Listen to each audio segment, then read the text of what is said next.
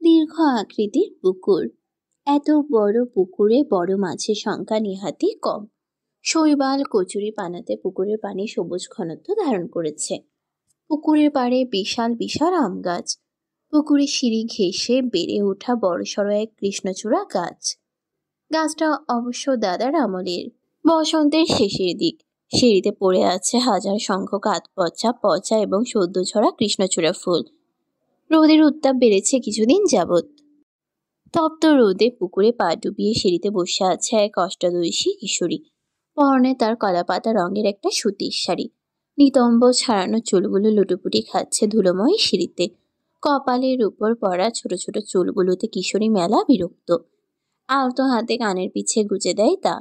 ছোট ছোট আঙ্গুলগুলো দিয়ে তুলে নেয় পড়ে থাকা আধপচা ফুল। ডাগর ডাগর নেত্র দিয়ে ফুলটা পর্যবেক্ষণ করে।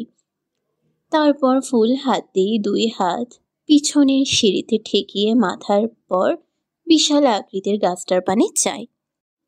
সূর্যের তির্যক আলোয় চোখ ধাঁধিয়ে আসে। রোদের তাপে ফর্সা গাল থেকে যেন রক্ত ঝরে পড়বে। গোলাপের পাপড়ির ন্যায় ওষ্ঠ দুইটা বিড়বিড় করে কি যেন বলছে। গাছ থেকে চোখ সরিয়ে আবার হাতের ফুলের দিকে তাকায়। চোখে ছেয়ে যায় বিষাদের মেঘ।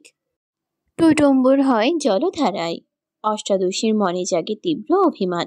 অনুভূতিদের অনুভূতি আপনি, আমার শত যন্ত্রণার উপশম আপনি, তপ্ত গরমের এক ফালি বৃষ্টি আপনি, এই অষ্টাদশীর মনে প্রথম প্রণয়ের কৃষ্ণচূড়া ফুল আপনি, আমার ভালোবাসার প্রিয় শ্যামপুরুষ। নিরাপু, নিরাপু। সিঁড়িতে বসে থাকা অষ্টাদশী কিশোরী পিছনে ফিরে তাকায়। হ্যাঁ, তারই নাম নীরা, নিরুপমা মির্জা। বাড়ির সবাই নীরা বলেই ডাকে, শুধু একজন ছাড়া। ওই যে সেই নিষ্ঠুর পুরুষ। একদম উপরে সিঁড়ির উপর দাঁড়িয়ে আছে একটা মেয়ে। বয়স আনুমানিক 9 কি 10। পরনে তার হাঁটু ঢাকা একটা ফ্রক। জুটি করে ছোট ছোট চুলগুলো বেঁধে রেখেছে। দৌড়ে এসে বোধহয় হাঁফিয়ে গেছে। বড় বড় শ্বাস নিচ্ছে। কি হয়েছে রে রুহি? মা তোকে ডাকছে। চিন্তিত মুখে তাকায় বোনের মুখ পানি নীরু। সে যে পরীক্ষায় ফেল করেছে তাকে মা জেনে গেছে। কি করে জানবে রেজাল্ট কার্ড তার ব্যাগে? ভয়ে কলিজা গলায় এসে যায়। জানি না, তবে মাকে দেখে মনে হয়েছে খুব রেগে আছে। চলাকাঠ হাতে ছিল, তাড়াতাড়ি চল। এবার যেন কলিজাটা গলা থেকে হাতে এসে পড়েছে। নির্ঘাত মায়ের হাতে পড়েছে। এই ছাড়া তো আর কোনো দোষ চোখে পড়ছে না তার। ওই চেলা কাঠ আজ তার পিঠে ভাঙবে। তড়িঘড়ি করে উঠে দাঁড়িয়ে ছুট লাগায় বাড়ির দিকে। গুটি গুটি পায়ে বাড়ির ভিতরে ঢুকে নীরু। বাপ দাদার বানানো একতলার বাড়িটার ইটের পাঁচিলে ফাটল ধরেছে সে কবেই। শ্যাওলা জমে আছে জায়গায় জায়গায়।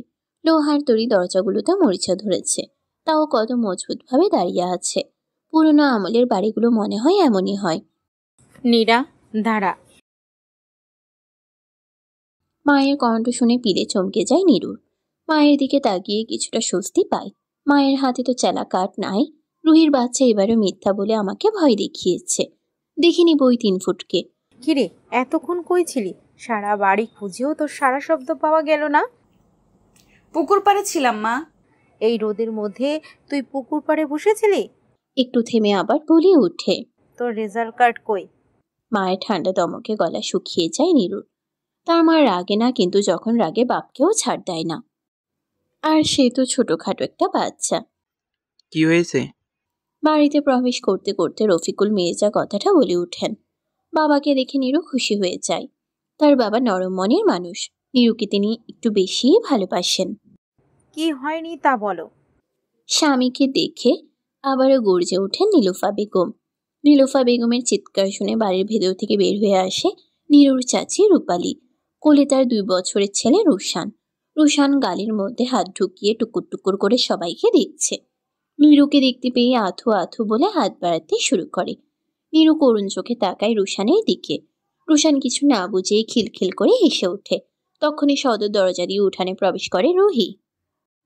রুহিকে দেখে রূপালী রুশানকে তার কাছে দিয়ে ঘরে পাঠিয়ে দেয়। কি হয়েছে ভাবি?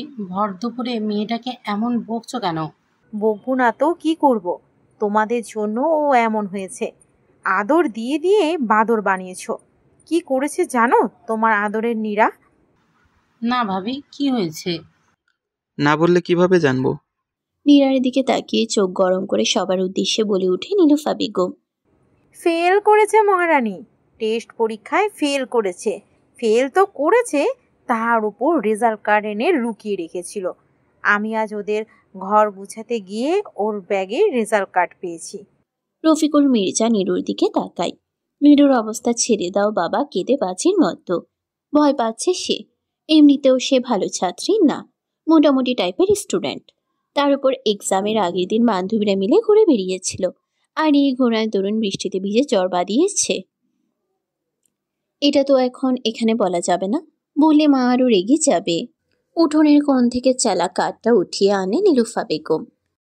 এর একটা বিচার করতেই হবে এবার। কার বিচার করবে মেজো ভাবি? ছোট চাচ্চুকে সদর দরজা দিয়ে আসতে দেখে অবাক হয় সবাই। নীরু অবাকের মাঝেই দৌড়ে গিয়ে চাচ্চুর এক বাহু চেপে ধরে। চাচ্চু তুমি এখানে এখন? হ্যাঁ, তার আগে বলো কে কার বিচার করেছে? নীরা কিছু বলার জন্য মুখ খুলতেই পিছন থেকে নীলুফা বেগম বলে ওঠে, তোমার আদরের ভাতিজির টেস্ট পরীক্ষায় ফেল করেছেন তিনি। নিয়াজ মির্জা সম্পর্কে রফিকুলের ছোট ভাই। নীরুকে তিনি নিজের মেয়ে মনে করেন। ছোট্ট এক পুতুল মনে হয় তার কাছে নীরুকে। তিন কুলে প্রথম মেয়ে নিরুপমা, তাই সবার ভালোবাসার শীর্ষে সেই থাকে সর্বদা। মেজ ভাবির কথা শুনে ছোট নীরুর মাটা দিকে আমার, তাকায় নিয়াজ। আম্মু যা বলেছে তা কি ঠিক? নীরু মাথা নিচু করে এদিক সেদিক মাথা দুলায়, তারপর সাফাই হিসেবে বলতে শুরু করে। চাচ্চু আর হবে না, এবার থেকে মন দিয়ে পড়াশোনা করব। প্লিজ এবারের মতো বাঁচিয়ে নাও। ভাতিজির আবদার শুনে নিয়াজ মুচকি হাসে, মাথায় হাত বুলিয়ে দেয়। ভাবি, এটা তো মাত্র টেস্ট পরীক্ষা, এমন কিছুই হয়নি। সামনের পরীক্ষা ভালো করবে নিরুমা, তাই না? চাচ্ছুর কথায় দ্রুত গতিতে মাথা দুলায় নীরু।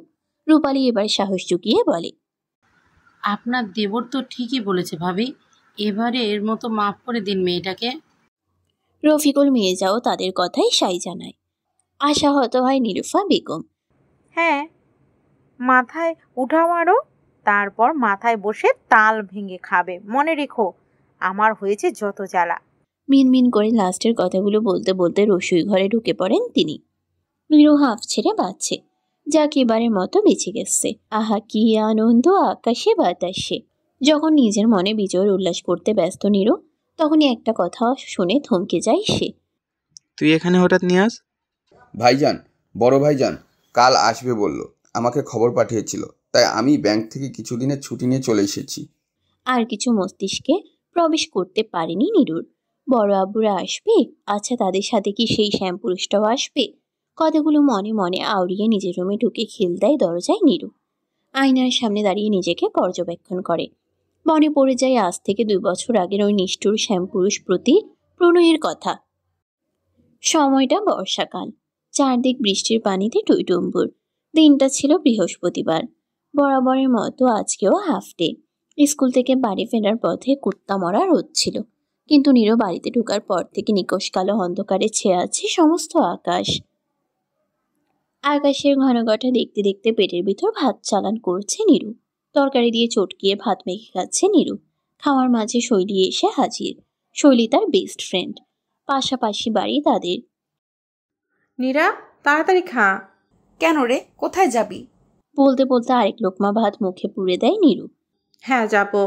কই? পিঙ্কিদের আম বাগানে অনেক আম ধরেছে এবার ওদের কাছে। আকাশের দিকে দেখ কেমন মেঘ করেছে, একটু পর হাওয়া দিবে। চল আম কুড়িয়ে আনি। শৈলীর প্রস্তাবে নীরু খুশি হয়। বাড়িতে শুধু এখন তার মা আর চাচি আছে। রুহি মনে হয় মায়ের সাথে ভাত ঘুম দিচ্ছে। চাচিকে নিয়ে চিন্তা নেই, এই সুযোগ। ভাবনার মাঝে শেষ লোকমাটা মুখে পুরে রসোই ঘরের পাশে কলপাড় থেকে ভাতের প্লেটার হাত মুখ ধুয়ে আসে। উঠোনের এক কোনায় মাচান দেওয়া, তার উপর প্লেটটা রেখে শৈলীর হাত ধরে সদর দরজার দিকে দৌড় লাগায়। পরনে তার টকটকা লাল রঙের এক সুতির শাড়ি। দৌড়ানোর ফলে শাড়ির আঁচল দোল খাচ্ছে বাতাসে। পিঙ্কিদের বাগানের মাঝে দাঁড়িয়ে আছে নীরু আর শৈলী। বাতাসের তোপ একটু আগে কম ছিলেও এখন প্রকাণ্ড আকার ধারণ করেছে। গুটি গুটি বৃষ্টি পড়ছে। নীরুর শাড়ির আঁচলে আর শৈলীর ওড়নায় আতকাচ পাকা আম। চারদিক আরো অন্ধকার হয়ে আসতে দেখে নীরু আর শৈলী বাগান থেকে বেরিয়ে তাদের পুকুর পাড়ে চলে আসে।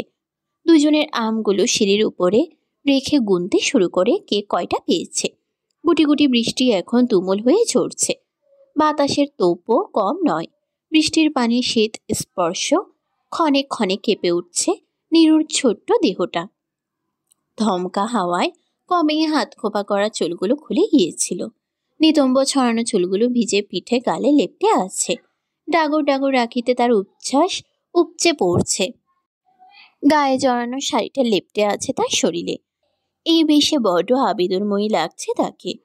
কোনো কবির চোখে পড়লে নিশ্চয়ই সেই কিশোরীকে নিয়ে কবিতা লিখে মন পুরাত। পড়ে থাকা কৃষ্ণচূড়া ফুলগুলো কুড়িয়ে নিচ্ছিল নীরু, মনোযোগ তার ফুলের উপর। তখনই কারো ভরাট কণ্ঠের ধমকে মাথা তুলে সামনে তাকায়। মুহূর্তেই মনের উপর বয়ে যায় এক উত্তপ্ত বাতাস। সামনে দাঁড়ানো বলিষ্ঠ এক পুরুষের পানে নিষ্পলক হয়ে তাকিয়ে রয় নীরু। তার ষষ্ঠাদশী কিশোরীর মনে দোলা দেয় প্রণয়। কিরে নীরা, ভর দুপুরে দরজায় খিল দিয়েছিস কেন? খেতে আয়, তোর বাপ চাচা তো তোকে রেখে খেতে বসবে না। মায়ের ডাকে নীরু অতীতের ভাবনা থেকে বের হয়ে আসে। নিজেকে একটু পরিপাটি করে রুম থেকে বের হয়। আয় মা আয়, আজ তুই চাচ্চুর পাশে বসে খাবি তো? নীরু হ্যাঁ সূচক মাথা দুলায়। গুটি গুটি পায়ে এসে চাচ্চুর আর বাবার মাঝের চেয়ারটায় বসে পড়ে। এ আর নতুন কি, ছোট থেকে তার বাবা চাচ্চু কেউ তাকে ছাড়া খেতে বসে না। মাঝে মাঝে নীরুর নিজেকে রাজকন্যা মনে হয়। নীরুকে তার বাবা আর চাচ্চু খাইয়ে দিচ্ছে। খাওয়ার মাঝেই আবার কথা ওঠে।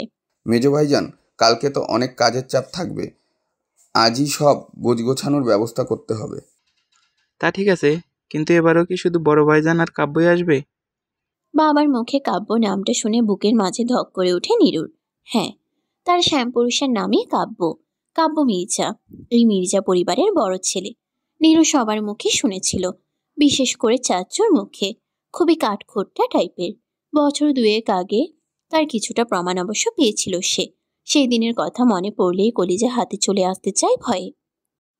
অতীত দিনটা রবিবার। পেট খারাপের বাহানা দিয়ে স্কুল কামাই করেছে নীরু। উদ্দেশ্য পুবের মাঠের মেলায় যাওয়ার। শৈলীকে আগে থেকেই বলে রেখেছিল নীরু, দুপুরের পর সবার চোখে ফাঁকি দিয়ে বের হবে, সন্ধ্যার আগে আবার ফিরে আসবে।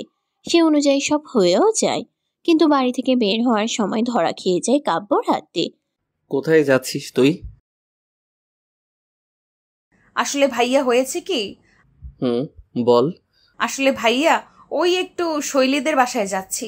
আজ তো স্কুলে যেতে পারিনি, হোমওয়ার্ক দিয়েছি কিনা আর আর পড়া জানতে। ও তাই? কাব্যের কণ্ঠে শীতলতা। নীরু যেন এতেই জান যায় যে অবস্থা। ভাইয়া কি কিছু বুঝে গেছে? মনে মনে আল্লাহকে ডাকছে নীরু যেন কিছু না বুঝে যায় তার কাব্য ভাইয়া। আমি এখন যাই ভাইয়া। আচ্ছা চল। চলবো মানে? আপনি কোথাও যাবেন? তোর সাথে চল, লেট হচ্ছে। নীরুকে কিছু বলার সুযোগ না দিয়ে পাশ কাটিয়ে সামনে হাঁটতে শুরু করে কাব্য। নীরুর মাথায় যেন আকাশ ভেঙে পড়ছে। কাব্য ভাইয়া যদি শৈলীদের বাড়ি যায় সব জেনে যাবে, তখন কি হবে? উনি জানলে মাও জানবে, আর মা জানলে আমাকে আস্ত রাখবে না। ওই বেটা খাটাস তো আবার আমার মায়ের ন্যাওটা। কিরে দাঁড়িয়ে আছিস কেন? তাড়াতাড়ি আয়। কাব্যের ডাকে নীরু হাঁটতে শুরু করে। কিছু দূর যাওয়ার পর নীরুর গোঙানি শুনে কাব্য পিছন ফিরে তাকায়। দেখে নীরু দুই হাতে পেট চেপে ধরে বসে আছে। কি হয়েছে নীরু? ব্যথা করছে পেটে কাব্য ভাইয়া। কাব্য টেন্স হয়ে পড়ে। বেশি ব্যথা করছে? ডক্টরের কাছে নিয়ে যাই চল। না ভাইয়া, আমাকে বাসায় নিয়ে চলো। কাব্য তাই করলো। ভাবলো বাসায় গিয়ে ডক্টরকে কল করবে। নীরু উঠে দাঁড়িয়ে হাঁটা শুরু করবে। আচমকা হ্যাচকা টান দিয়ে তাকে কোলে তুলে নেয় কাব্য। নীরু ভয় পেয়ে চোখ মুখ কুচকে কাব্যের শার্ট খামচে ধরে। আমি হেঁটে যেতে পারবো তো ভাইয়া? কাব্য চোখ গরম করে নীরুর দিকে তাকায়। নীরু ভয়ে চুপসে যায়। বাড়িতে ঢুকে ড্রয়িং রুমের সোফায় নীরুকে বসিয়ে দেয়। ওয়েট, ডক্টর আনতে কাউকে পাঠাচ্ছি। কাব্যের কথা শুনে নীরু ঘামতে শুরু করে। হুট করে বসা থেকে দাঁড়িয়ে পড়ে।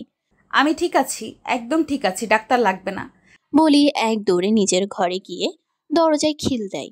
কাব্য হতবাক হয়ে দাঁড়িয়ে হচ্ছে। কি হয়েছে বুঝতে পেরেই গালের চোয়াল শক্ত হয়ে আসে। আমাকে বোকা বানানো? সন্ধ্যার নাস্তা করছে সবাই, সাথে নীরুও আছে। আজকে একটু চুপচাপ। কাব্য ভাইয়া যদি মাকে সব বলে দেয়, সে ভয়ে গলা দিয়ে খাবার নামছে না। আর চোখে কয়েকবার কাব্যের দিকে তাকিয়েছে।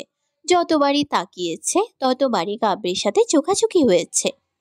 এতে নীরু আরো নুয়ে পড়ে। নীরা, তোর নাকি পড়ায় অনেক প্রবলেম হচ্ছে?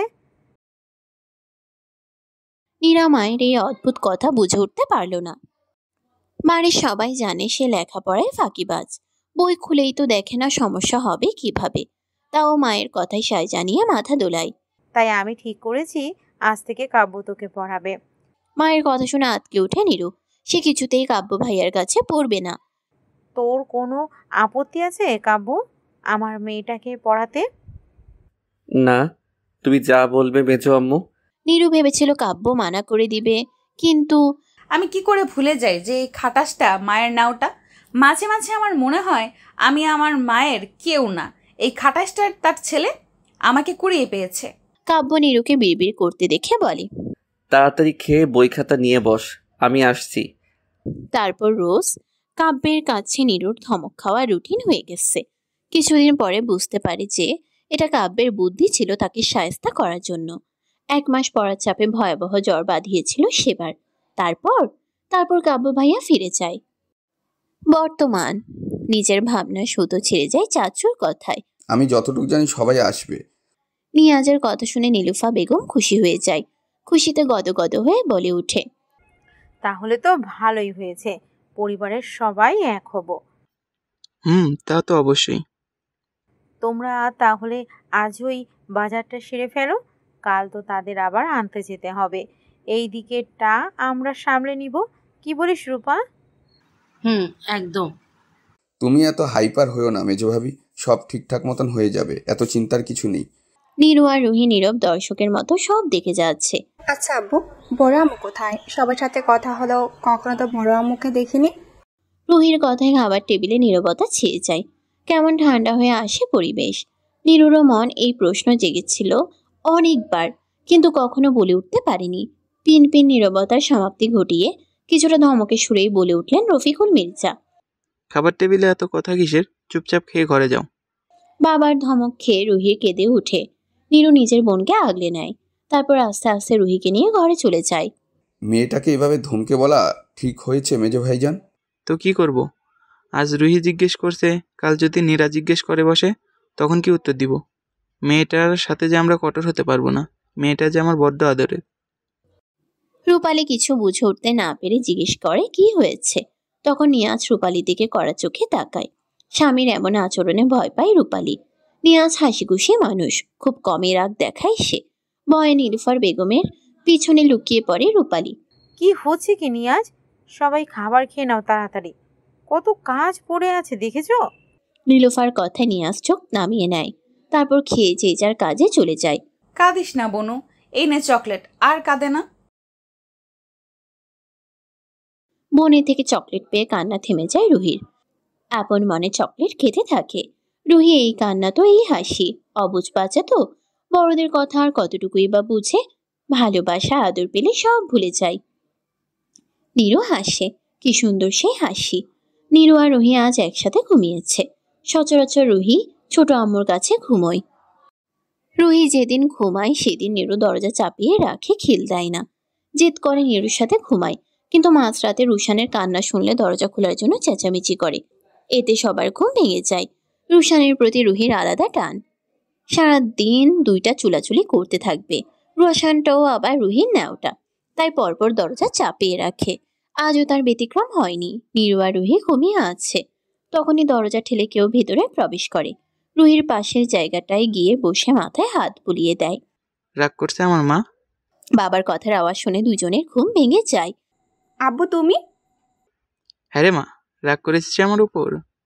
রুহি উঠে বসলেও নীরু চুপচাপ শুয়ে থাকে। রুহি চুপ। পকেট থেকে অনেকগুলো চকলেট বের করে রুহির হাতে দেয় রফিকুল মির্জা। রুহি তো এতেই খুশি। মেয়েকে কোলে তুলে নিয়ে মাথায় স্নেহের পরশ দেয়। নীরু চঞ্চল হলেও রুহি খুব শান্ত। মেয়ের মাথায় হাত বুলিয়ে দেন। তারপর রুহিকে কোলে নিয়ে হাঁটতে শুরু করেন। কিছুক্ষণের মাঝেই রুহি ঘুমিয়ে যায়। 9 বছরের ছোট্ট রুহি বাবার স্নেহে সব ভুলে যায়। নীরু পিটপিট করে চোখ খুলে তা দেখছে। বাবা মায়েরা বুঝি এমনই হয়। চোখ চিকচিক করে উঠে নীরুর। রুহিকে শুয়ে দিয়ে কিছুক্ষণ নীরুর মাথায় হাত বুলিয়ে দেন রফিকুল মির্জা। 2 মেয়ে যে তার প্রাণ ভোমরা। দরজার দুয়ারে দাঁড়িয়ে এসব দেখছেন নীলুফা বেগম আর রূপালী।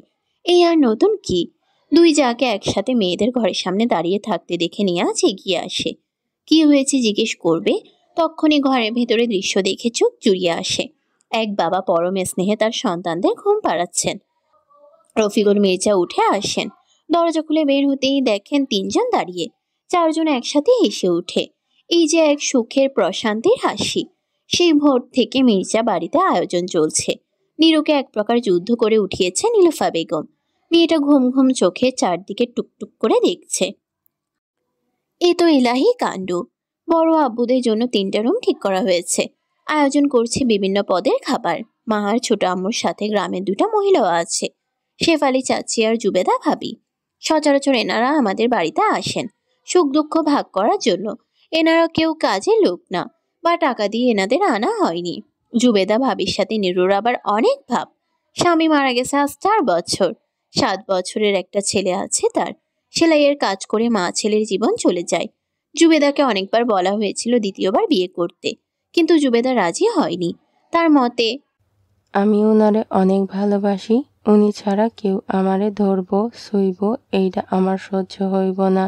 মানুষটা নাই তাতে কি হইছে, আমার মনের মধ্যে যে উনি সারাক্ষণই থাকেন, আমি ওনারে অনুভব করতে পারি। জুবেদার কথা শুনে নীরুর সেদিন চোখ ভিজে উঠেছিল। জুবেদার বয়সী বা কত, 23 কিংবা 24। চাইলেই সে নতুন জীবন শুরু করতে পারে, কিন্তু এই যে স্বামীর প্রতি তার এত ভালোবাসা হবে নাই বা কেন? মুখ বুক ভাইয়া তো জুবেদা ভাবি অন্ত প্রাণ ছিল। ভালোবাসা সত্যি সুন্দর, ভয়ঙ্কর সুন্দর। কে রে নীরা, এখানে দাঁড়িয়ে কি ভাবছিস এত? জুবেদার কথায় ভাবনাচ্যুত হয় নীরু। পলক ফেলে জুবেদার দিকে তাকায়। কি অমায়িক হাসি জুবেদার মুখে। কিছু না ভাবি, তুমি কেমন আছো? জাবির কই? ওকে দেখছি না যে। জাবির স্কুলে গিয়েছে, তোর কাছে আসার জন্য সকালে বায়না ধরেছিল। বলছি স্কুল থেকে আসলে নিয়ে আসবো এখানে। নীরু জাবিরকে বাবু বলে ডাকে। জাবিরও একদম গুলুমুলু, দেখলে গাল টেনে দিতে মন চাইবে। নীরা, কারা আসবে রে? বড় আব্বুরা আসবে। কি বলো? আমার বিয়ে হয়েছে এত বছর, কখনো তো দেখিনি তোমার আব্বুর যে বড় একটা ভাই আছে। কে কে আছে তাদের পরিবারে? নীরু উত্তর দেয়। নীরুর বড় আব্বুর নাম কবির মির্জা, বড় ছেলে কাব্য মির্জা, মেয়ের নাম কুহু, সুন্দর নাম কুহেলিকা মির্জা। তারা শহরে থাক, এখানে আসে না কেমন? গতবার কাব্য ভাইয়া আর বড় আব্বু এসেছিল, তুমি ছিলে না তাই দেখতে পাওনি। ওহ। জুবেদার ছোট্ট করে উত্তর।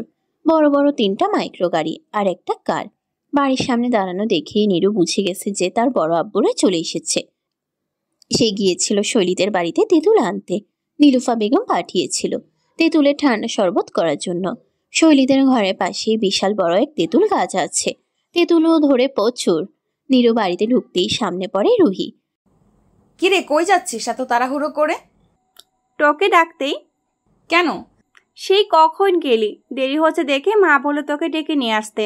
নীরুর এবার মনে পড়ে আসলে সে দেরি করেছে। শৈলীকে পেয়ে সে গল্প জুড়ে দিয়েছিল। এখন এটা যদি মা জানে তাহলে আস্ত রাখবে না। গাছ থেকে পেরে দিয়েছে, তাই একটু দেরি হয়েছে। তা বড় আব্বু কি এসে গেছে? না, বড় আব্বুরা এখনো আসেনি, শুধু কাব্য ভাই এসেছে। তাহলে বাহিরে এত গাড়ি যে? এইগুলো নাকি কিসের জিনিসপত্র তা এখনো জানে না।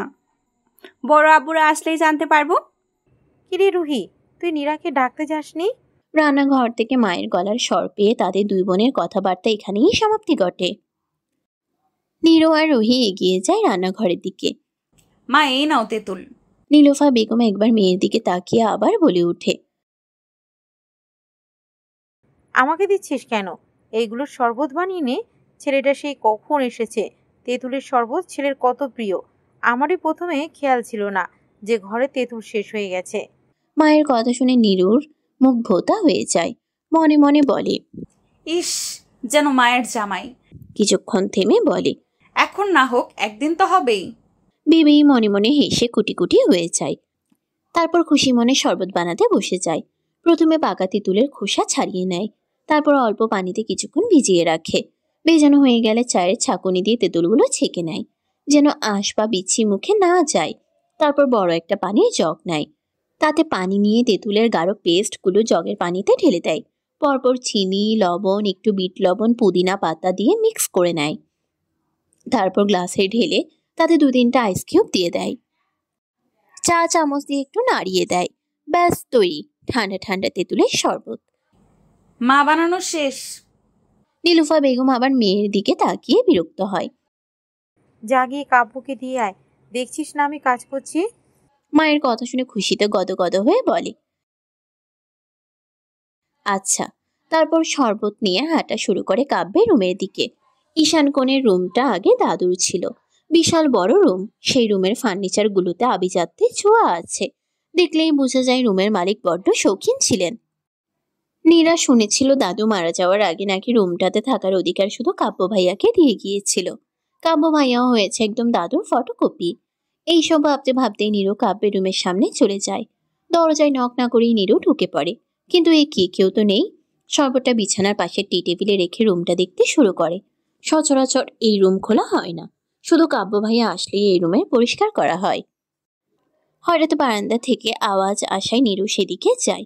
I need she badly. আমি কাউকে তোয়াক্কা করি না।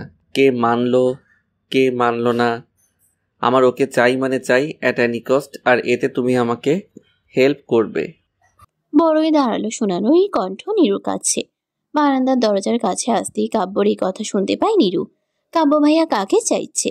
কাব্য ভাইয়ার কি গার্লফ্রেন্ড আছে? মনটা কেমন খারাপ হয়ে যায় নীরুর। কিরে, এখানে কি করছিস? কাব্যর কথা শুনে নীরু মাথা তুলে সামনে তাকায়। এক হাত পকেটে গুজে অন্য হাতে ফোন ধরে রেখে নীরুর দিকে তাকিয়ে আছে। পরনে তার ছাই রঙা শার্ট। শার্টের উপর দিয়ে পুরুষালী মাংসপেশিগুলো ছিঁড়ে বেরিয়ে আসতে চাইছে। নীরু ভাবে কাব্য ভাইয়া কি শার্ট সাইজে কম নিয়েছে। কিরে, কথা বলছিস না কেন? কাব্যের ধমকে নীরু ভাবনা থেকে ফিরে আসে। আমতা আমতা করে বলে, আপনার জন্য তেঁতুলের শরবত এনেছিলাম, তাই দিতে। নীরুর কথা কাব্যের মনে হয় পছন্দ হলো না, তাই গটগট পায়ে রুমে ঢুকে বলে ওঠে, কোথায় শরবত? নীরু রুমে ঢুকে টি টেবিলের উপর থেকে শরবতটা কাব্যকে দেয়। নীরুর দিকে এক পলক তাকিয়ে গ্লাসটা হাতে নিয়ে ঢকঢক করে পুরোটা খেয়ে ফেলে। কাব্য যখন শরবত খাচ্ছিল তখন তার অ্যাডামস অ্যাপেলটা উঠানামা করছিল। তা দেখে নীরু শুকনো একটা ঢোক গিলে ড্যাব ড্যাব করে তাকিয়ে থাকে।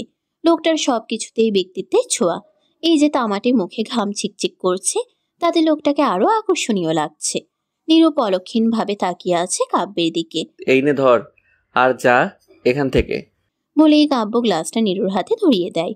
নীরুর ধ্যান ভাঙে। ইস কি লজ্জা! নীরু এতক্ষণ লোকটার দিকে হ্যাবলার মতো তাকিয়েছিল। নীরু পিছন ফিরে চলে আসতে চাইলে কাব্য আবার বলে ওঠে, মেজ আম্মুকে আমার তরফ থেকে থ্যাঙ্কস বলে দিস। নীরু চোখ ছোট ছোট করে জিজ্ঞেস করে, কেন? এই যে আমার জন্য শরবত পাঠালো আর আমার রুমের সবগুলো ফুলদানিকে কৃষ্ণচূড়া ফুল দিয়ে সাজিয়েছে। নীরু ফুঁসে উঠে বলে, এইগুলো মা করেনি, শরবতও আমি বানিয়েছি, ফুলও আমি রেখেছি। কেন? কারণ আপনার কৃষ্ণচূড়া ফুল পছন্দ, তাই। তুই আমার পছন্দ জানিস? হ্যাঁ, সব জানি। আপনার প্রিয় কৃষ্ণচূড়া ফুল, প্রিয় ফল স্ট্রবেরি, প্রিয় রং লাল এবং কালো, প্রিয় খাবার পায়েস, প্রিয় খেলা ফুটবল, আপনি গান গাইতে ভালোবাসেন, আপনার সবচেয়ে প্রিয় হলো কুহু আপু। আরো অনেক কিছু জানি। এক নাগারে কথাগুলো বলে থামে নীরু। মাথা তুলে সামনে তাকিয়ে দেখে কাব্য কেমন অদ্ভুত চাহনিতে নীরুর দিকে তাকিয়ে আছে। তুই আমার ব্যাপারে এত কিছু জানিস? কি করে জানিস? কেন জানিস? কথাগুলো বলছে আর একটু একটু করে নীরুর দিকে এগিয়ে আসছে। নীরু হক চুকিয়ে পেঁচাতে শুরু করে। আস্তে আস্তে নীরু দেয়ালের সাথে ভিজে যায়। কাব্য নীরুর এক পাশে দেয়ালে হাত রাখে, তারপর একটু ঝুঁকে নীরুর মুখে ফু দিয়ে বলে, সব ঠিক থাকলেও একটা জিনিস ভুল। কাব্যের ফু দেওয়ার সাথে সাথে নীরুর শরীরে এক ঠান্ডা স্রোত বয়ে যায়। চোখ খিচে বন্ধ করে ফেলে। বুকটা কেমন ধ্রিম ধ্রিম করছে। তারপর কাব্যের কথা শুনে আবার চোখ মেলে তাকায়। কোনটা? ওই যে বললি প্রিয় মানুষ। কুহু আপু। তাহলে? কাব্য নীরুর কথার কোনো উত্তর না দিয়ে নীরুর দিকে আরেকটু ঝুঁকে যায়। ঘাড়ের কাছে মুখ নিয়ে লম্বা শ্বাস টানে। পুনরায় ফু দেয়। নীরু কেঁপে ওঠে। তা দেখে কাব্যের ঠোঁট প্রসারিত হয়। নীরুর সামনে থেকে সরে এসে বলে, যা এখান থেকে, তোর অত কিছু জেনে লাভ নেই। কাব্য সরে যাওয়াতে নীরু যেন হাফ ছেড়ে বাঁচছে। তারপর বিংচি কেটে বলে, হ্যাঁ, আমার এত কিছু জানার দরকার নেই, কিন্তু আপনারও জেনে বুঝে দেখে শার্ট কেনা উচিত। কথাটা বলেই নীরু রুম থেকে দৌড় দেয়। কিছু না বুঝতে পেরে কাব্য নীরুর যাওয়ার পানে তাকিয়ে থাকে শুধু। ফুল আবৃত একটা রুমে বসে আছে নীরু। কিছুক্ষণ আগেই তার বিয়ে হয়েছে। চোখের কোণে পানি এখনো শুকিয়ে আছে। সে এখনো ঘোরের মাঝে আছে। কিছুক্ষণ আগে কৃষ্ণচূড়া মঞ্জিলের ড্রয়িং রুমে বসে আছে সবাই। কবির মির্জার মুখ কেমন গাম্ভীর্যে ভরা। ঢাকাতে আমাদের এত বড় একটা বাড়ি থাকতে তুমি এখানে বাড়ি কেন বানিয়েছো কাব্য? কাব্য যেন এই প্রশ্নের অপেক্ষাতেই ছিল। সে চুলগুলো ব্র্যাকবাশ করে কবির মির্জার দিকে চোখ তুলে চায়। শুকনো এক হাসি ঠোঁটে বজায় রেখে বলে ওঠে, তোমার করা চ্যালেঞ্জ এটা আব্বু। কাব্যের কথায় মির্জা পরিবারের সবাই তার দিকে তাকায়। নীরু একবার কাব্যের দিকে তো একবার পরিবারের সকলের দিকে তাকিয়ে আছে। সবার চোখে প্রশ্ন থাকলেও নিয়াজ আর কুহুর চোখ স্বাভাবিক, যেন এটাই হওয়ার ছিল। কিসের চ্যালেঞ্জ ভাইজান? ভাইয়ের কথায় কবির মির্জা আমতা আমতা করতে শুরু করে। নিজের বাবার এমন অবস্থা দেখে কাব্য খুশি হয়। তারপর এক ফালি নীরুর দিকে তাকিয়ে বলে ওঠে, কুহু, নীরু, রুহি আর রুশানকে নিয়ে উপরে যা। ভাইয়ের আদেশ পেয়ে কুহু উঠে দাঁড়ায়। নীরুকে যেতে বললেই নীরু বলে ওঠে, আমরা এখানে থাকলে কি হবে? কাব্য দাঁত কিরমির করে নীরুর দিকে তাকায়। রাগী গলায় বলে ওঠে, যেতে বলেছি যাবি, দ্বিতীয়বার যেন আর শব্দ না হয়। কাব্যের হুঁশিয়ারিতে কুহু ওদেরকে নিয়ে উপরে চলে যায়। ওদেরকে ওপরে পাঠিয়েছো কেন কাব্য? এখানে থাকলেই বা কি হতো? আর কিসের চ্যালেঞ্জ? নীরুকে চিরতরে আমার করে পাওয়ার চ্যালেঞ্জ। কাব্যের কথাটা যেন ভরা সবাই বোম ব্লাস্ট হওয়ার মতো শোনালো। কবির মির্জা মাথা নিচু করে বসে আছেন। কবির মির্জাকে চুপ থাকতে দেখে কাব্য পুনরায় বলে ওঠে, কি আব্বু মনে পড়েছে সেই কথা? আজ থেকে 16 বছর আগে তুমি আমাকে কথা দিয়েছিলে, আমি যদি ভালো স্টুডেন্ট হই, প্রতিষ্ঠিত হতে পারি, তুমি সেই ছোট্ট ফুলটাকে আমায় দিয়ে দিবে। দেখো আজ আমি বাংলাদেশের স্বনামধন্য অ্যাডভোকেট কাব্য মির্জা। কবির মির্জা নিজের ছেলের পানে চায়। মনে পড়ে আজ থেকে 16 বছর আগের ঘটনা। ফ্ল্যাশব্যাক। 2 সন্তান আর স্ত্রী কাগলিকে নিয়ে কবির মির্জার সুখের পরিবার। কাব্য হওয়ার 4 বছরের মাথায় ঢাকায় একটু একটু করে গড়ে তোলা ব্যবসাটা দাঁড়িয়ে যায়। ধীরে ধীরে কাজের চাপ বাড়তে শুরু করে। রফিকুল বিয়ে করে তখন 2.5 বছরের মতো। রফিকুল গ্রামের একটা সরকারি স্কুলে গণিতের শিক্ষক। নিয়াজ তখন 9ম শ্রেণীর ছাত্র মাত্র। ঢাকায় কাজের চাপ বাড়ছে, তাই কবির মির্জা কাকলিকেও নিয়ে যেতে চান। কারণ খাওয়া দাওয়ায় কবিরের ভীষণ কষ্ট হচ্ছিল। ভাইদের সাথে কথা বলে যাওয়ার কথা ঠিক হলেও কাব্য বেঁকে বসে। সে যাবে না। কাব্যের কানাকাটি দেখে রফিকুল আর নীলুফা বেগম কাব্যকে রেখে যেতে বলেন। তারাও তাই করে। কাব্যের তখন 10 বছর। গত 6 বছরে ব্যবসাটা বড় আকার নিয়েছে। কবির মির্জা নিয়াজ আর রফিকুলকে বলেছিলেন ঢাকায় চলে যেতে। এখানে 3 ভাই একসাথে ব্যবসা সামলাবে। কিন্তু নিয়াজ বা রফিকুল কেউ রাজি হয়নি। কাব্যের যখন 11 বছর তখন জন্ম নেয় কুহু। তবে গত 8-9 বছরেও নীলুফা আর রফিকুলের কোনো সন্তান হয়নি। একটা সন্তানের আশায় কত ডাক্তার দেখিয়েছে, কিন্তু সব ডাক্তারই বলে আপনাদের কারো কোনো সমস্যা নেই, আপনারা দুজনেই সুস্থ, আল্লাহকে ডাকুন। জায়নামাজে বসে নীলুফার কান্নাগুলোর সাক্ষী সবাই। আশেপাশে সবার বাচ্চা দেখলেই নীলুফা বেগম ফুপিয়ে ফুপিয়ে কাঁদতেন। কাব্যকে পেয়ে তিনি নিজের সন্তানের স্বাদ মিঠাতেন। কাব্য হয়েছিল নীলুফার ন্যাওটা। মায়ের চেয়ে বেশি নীলুফা বেগমকে প্রাধান্য দিত। কুহুকে দেখে নীলুফারও ইচ্ছে হয় তার যদি একটা মেয়ে থাকতো, কাব্যের সাথে বিয়ে দিত। তাহলে নীরাকে? রূপালীর এমন প্রশ্নে আটকে ওঠে নীলুফা বেগম। অতীত থেকে বের হয়ে আসে সবাই। সবার মুখ কেমন গাম্ভীর্যে ভরা। এর কারণ রূপালী বুঝতে পারে না। আমার জানা মতে নীরা কুকুর বড়, তাহলে আপনার কথার সাথে মিল নেই কেন বড় ভাইজান? রূপালী প্রশ্নটা করে কবির সবার দিকে তাকায়। সবার মুখে হাব ভাব দেখে রূপালী চুপ হয়ে যায়। নিশ্চয়ই আজ নিয়াজের হাতে বকা খাবে। বকা খাওয়ার কথা মাথায় আসতেই স্বামীর দিকে তাকায় রূপালী। কিন্তু না, নিয়াজের মুখভঙ্গি একদম স্বাভাবিক। তা দেখে স্বস্তি পায় রূপালী। নীরা রফিকুল আর নীলুফার মেয়ে নয়, নীরা কাব্যের খালামণির মেয়ে। কথাটা কানে আসতেই রূপালী অবাক হয়। নিজের যা কম বড় বোনের দিকে তাকিয়ে দেখে আঁচলে মুখ ঢেকে ফুপিয়ে খাচ্ছে। রফিকুল নিজের স্ত্রীর দিকে স্থির দৃষ্টিতে তাকিয়ে আছেন। বুকের ভেতরটা কেমন দুমড়ে মুচড়ে উঠছে। কবির মির্জা আবার বলে ওঠেন, কুহু হওয়ার 6 মাস আগে নীরা হয়। হুমায়রা ছিল কাকলির ছোট বোন। হুমায়রার স্বামী রাহাত নেওয়াজ তাদের ছিল প্রেমের সম্পর্কের বিয়ে। রাহাত ছিল তাদের পরিবারের একমাত্র ছেলে। রাহাতের বাবা চাচা দুজন। বাবা অনেক আগেই মারা গিয়েছিল। রাহাতের চাচার 3 মেয়ে, কোনো ছেলে ছিল না, তাই জন্মসূত্রে জায়গার মালিক হয় রাহাত। রাহাতের চাচা চেয়েছিলেন তার মেয়ের সাথে রাহাতের বিয়ে দিয়ে সম্পত্তি নিজের করে নিতে, কিন্তু যখন রাহাত প্রেম করে কাউকে না জানিয়ে বিয়ে করে নেয়, তখন রাহাতের চাচা ক্ষোভে ফেটে পড়েন। নীরা হওয়ার 2 বছরের মাথায় কার অ্যাক্সিডেন্টে মারা যায় হুমায়রা। রাহাত আর রাহাতের মাও। ভাগ্যক্রমে বেঁচে যায় নীরা। হাসপাতাল থেকে খবর আসে কাকলির কাছে। কুহুকে বাড়ির মেইডের কাছে রেখে হাসপাতালে ছুটে যায় কাকলি। কাব্য ছিল স্কুলে। সেখানে গিয়ে জানতে পারে তার আদরের বোন আর নেই। হাউমাউ করে কাঁদতে শুরু করে। তখনই একজন ডাক্তার এসে নীরাকে কাকলির কোলে দেয়। নীরাকে দেখে কাকলি আরো ডুকরে ওঠে। তারপর আমাকে কল দিয়ে সব জানায়। বলল সে নীরাকে নিয়ে বাসায় ফিরছে। এইটুকু বলেই কবির মির্জা থেমে যায়। গলার শ্বাস বন্ধ হয়ে আসে তার, চোখ ভরে ওঠে। পুরুষ মানুষকে কাঁদতে নেই, কান্না তাদের বারণ। কাব্য বাবার পানে চায়, তারও যে ভীষণ কষ্ট হচ্ছে।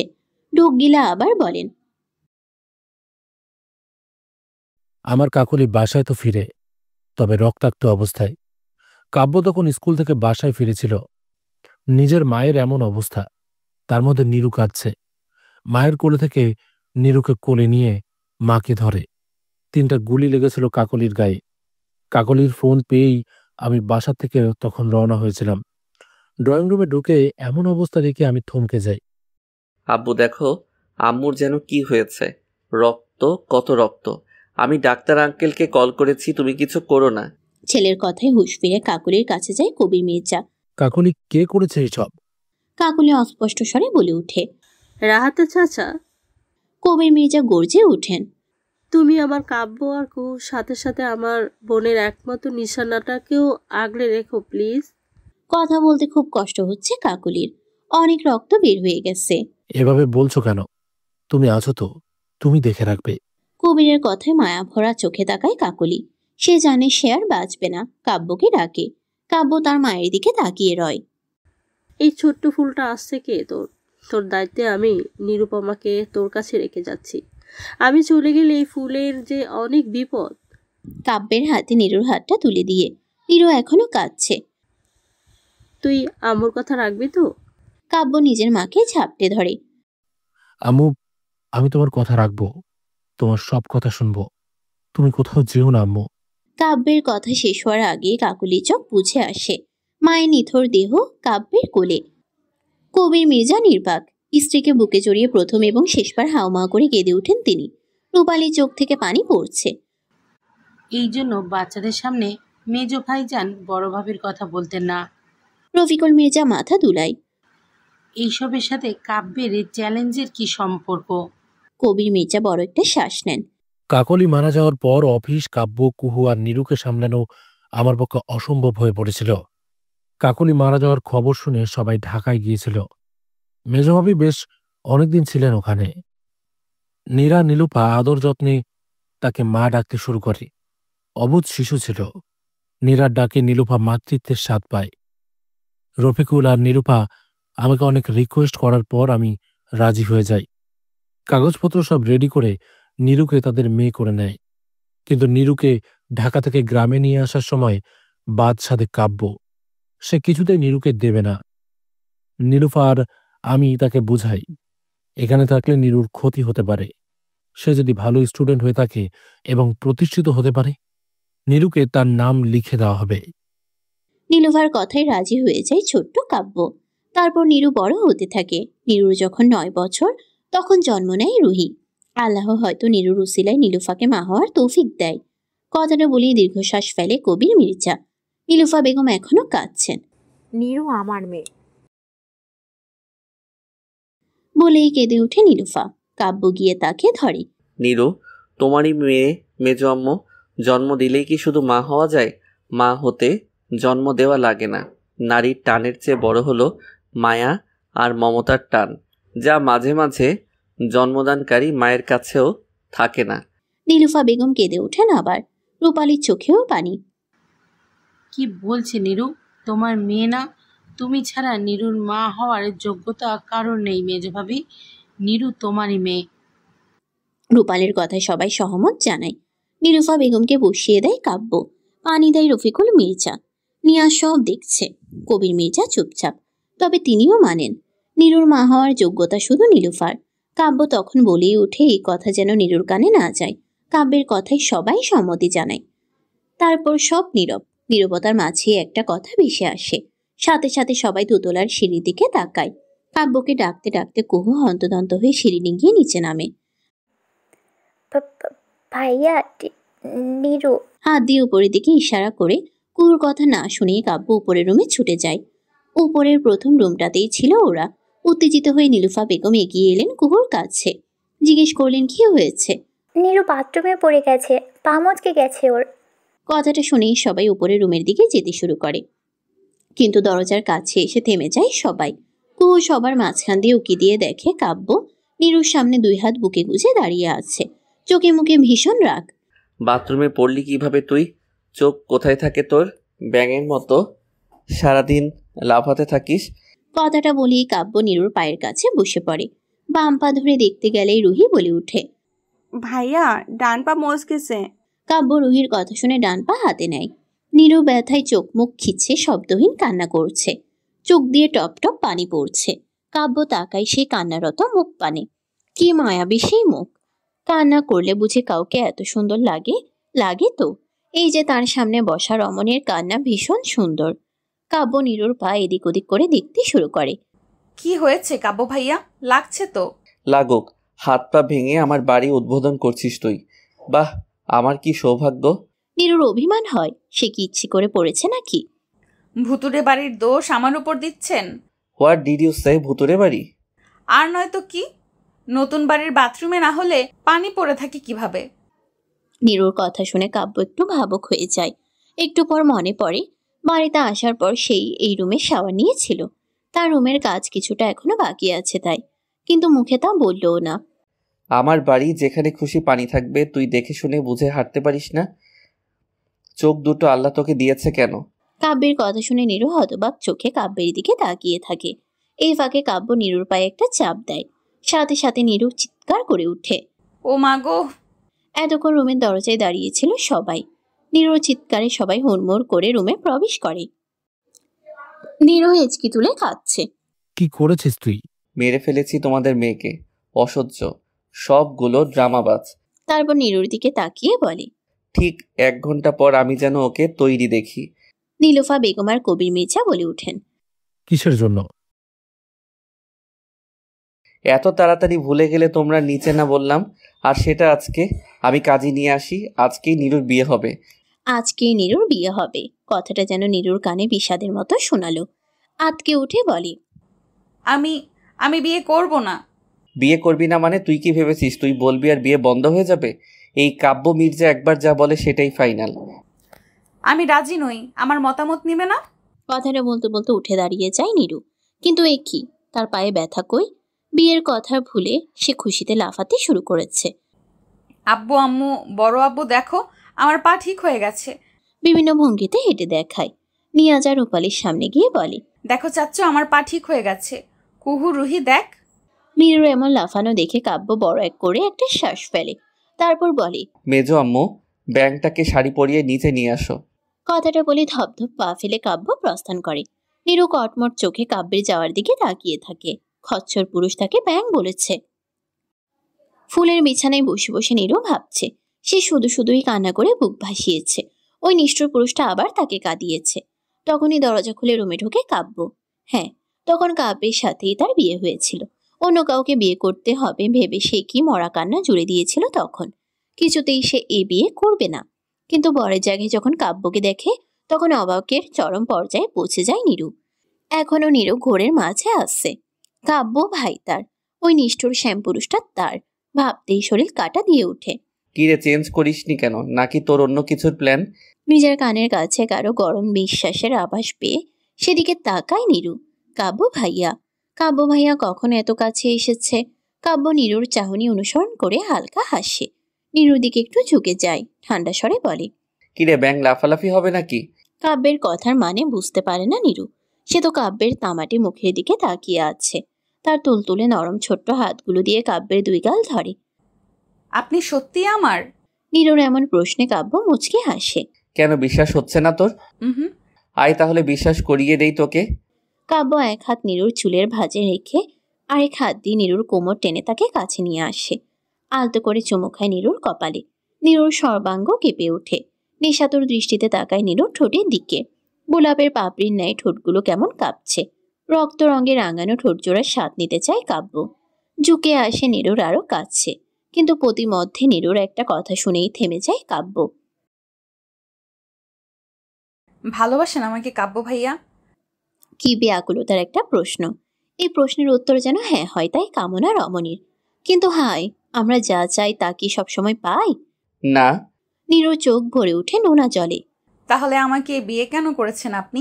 কাউকে কথা দিয়েছিলাম তাই। কাব্য উঠে কাবার থেকে জামা কাপড় নিয়ে ওয়াশরুমে চলে যায়। নীরু নির্বাক আহত চাহনি। মনের মধ্যে এক হাহাকার।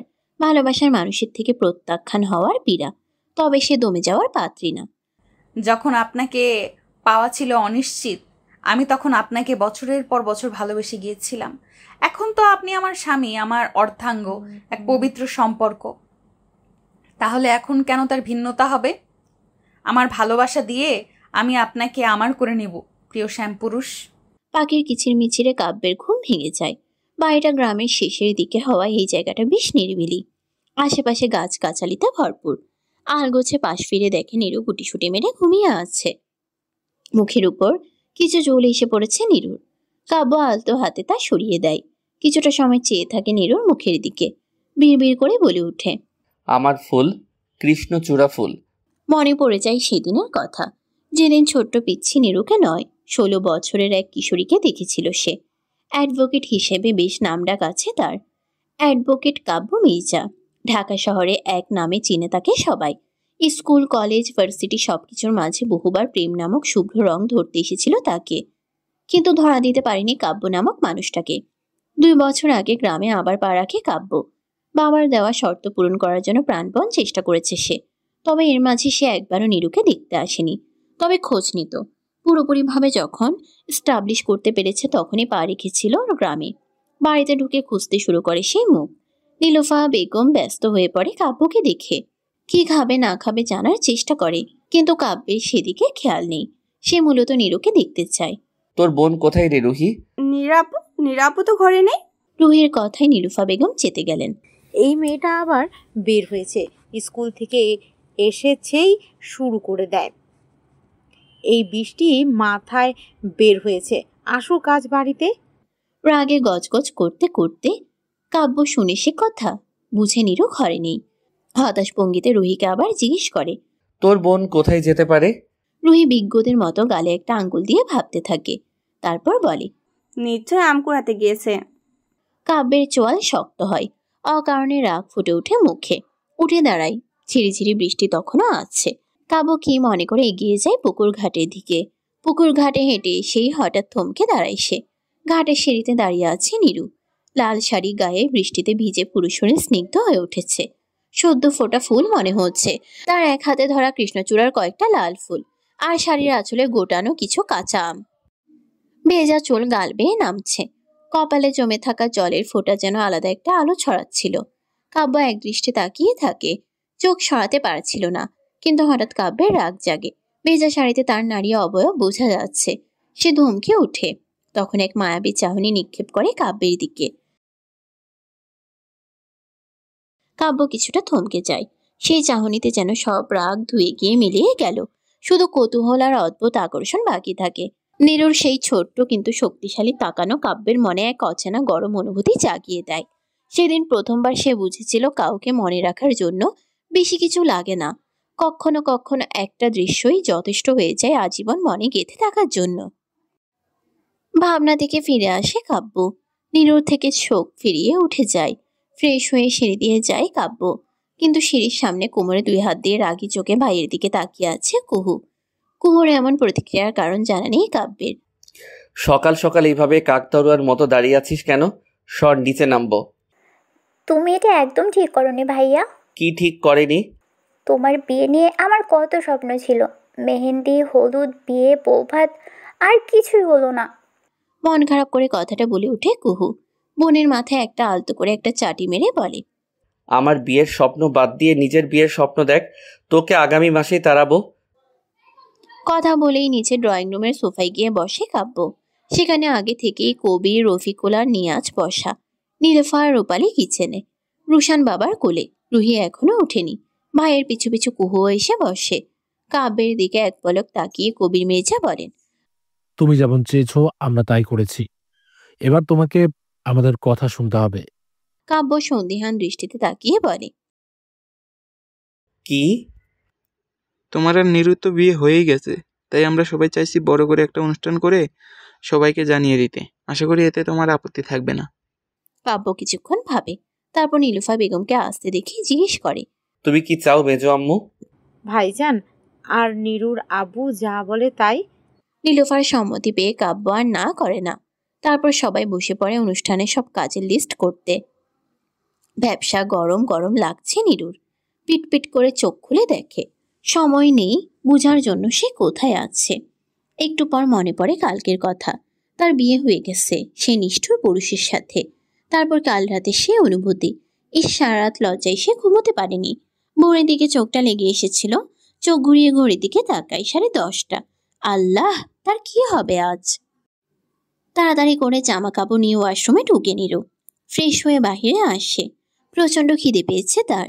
সিঁড়ি দিয়ে নিচে নেমে আসে। তখন প্রায় সবার খাওয়া শেষ। সবাই সোফায় বসে আড্ডা দিচ্ছে।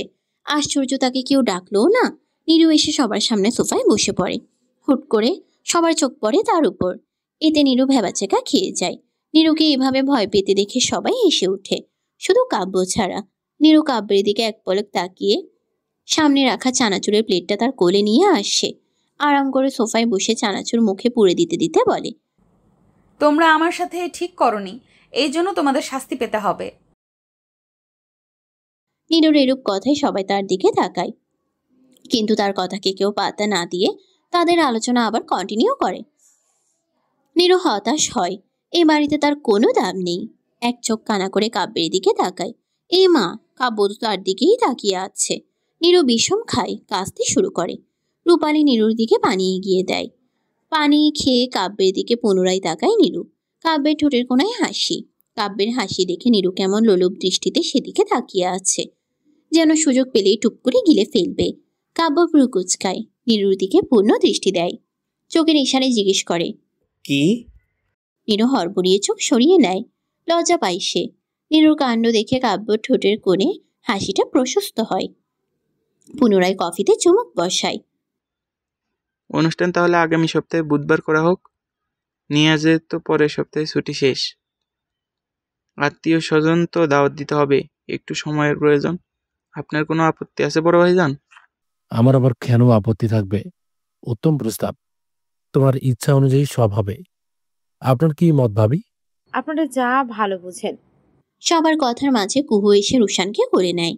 তারপর নিয়াজের দিকে তাকিয়ে বলে, চাচু, এই প্রথম আমি গ্রামে এসেছি, চলো না আমায় গ্রাম ঘুরে দেখাবে।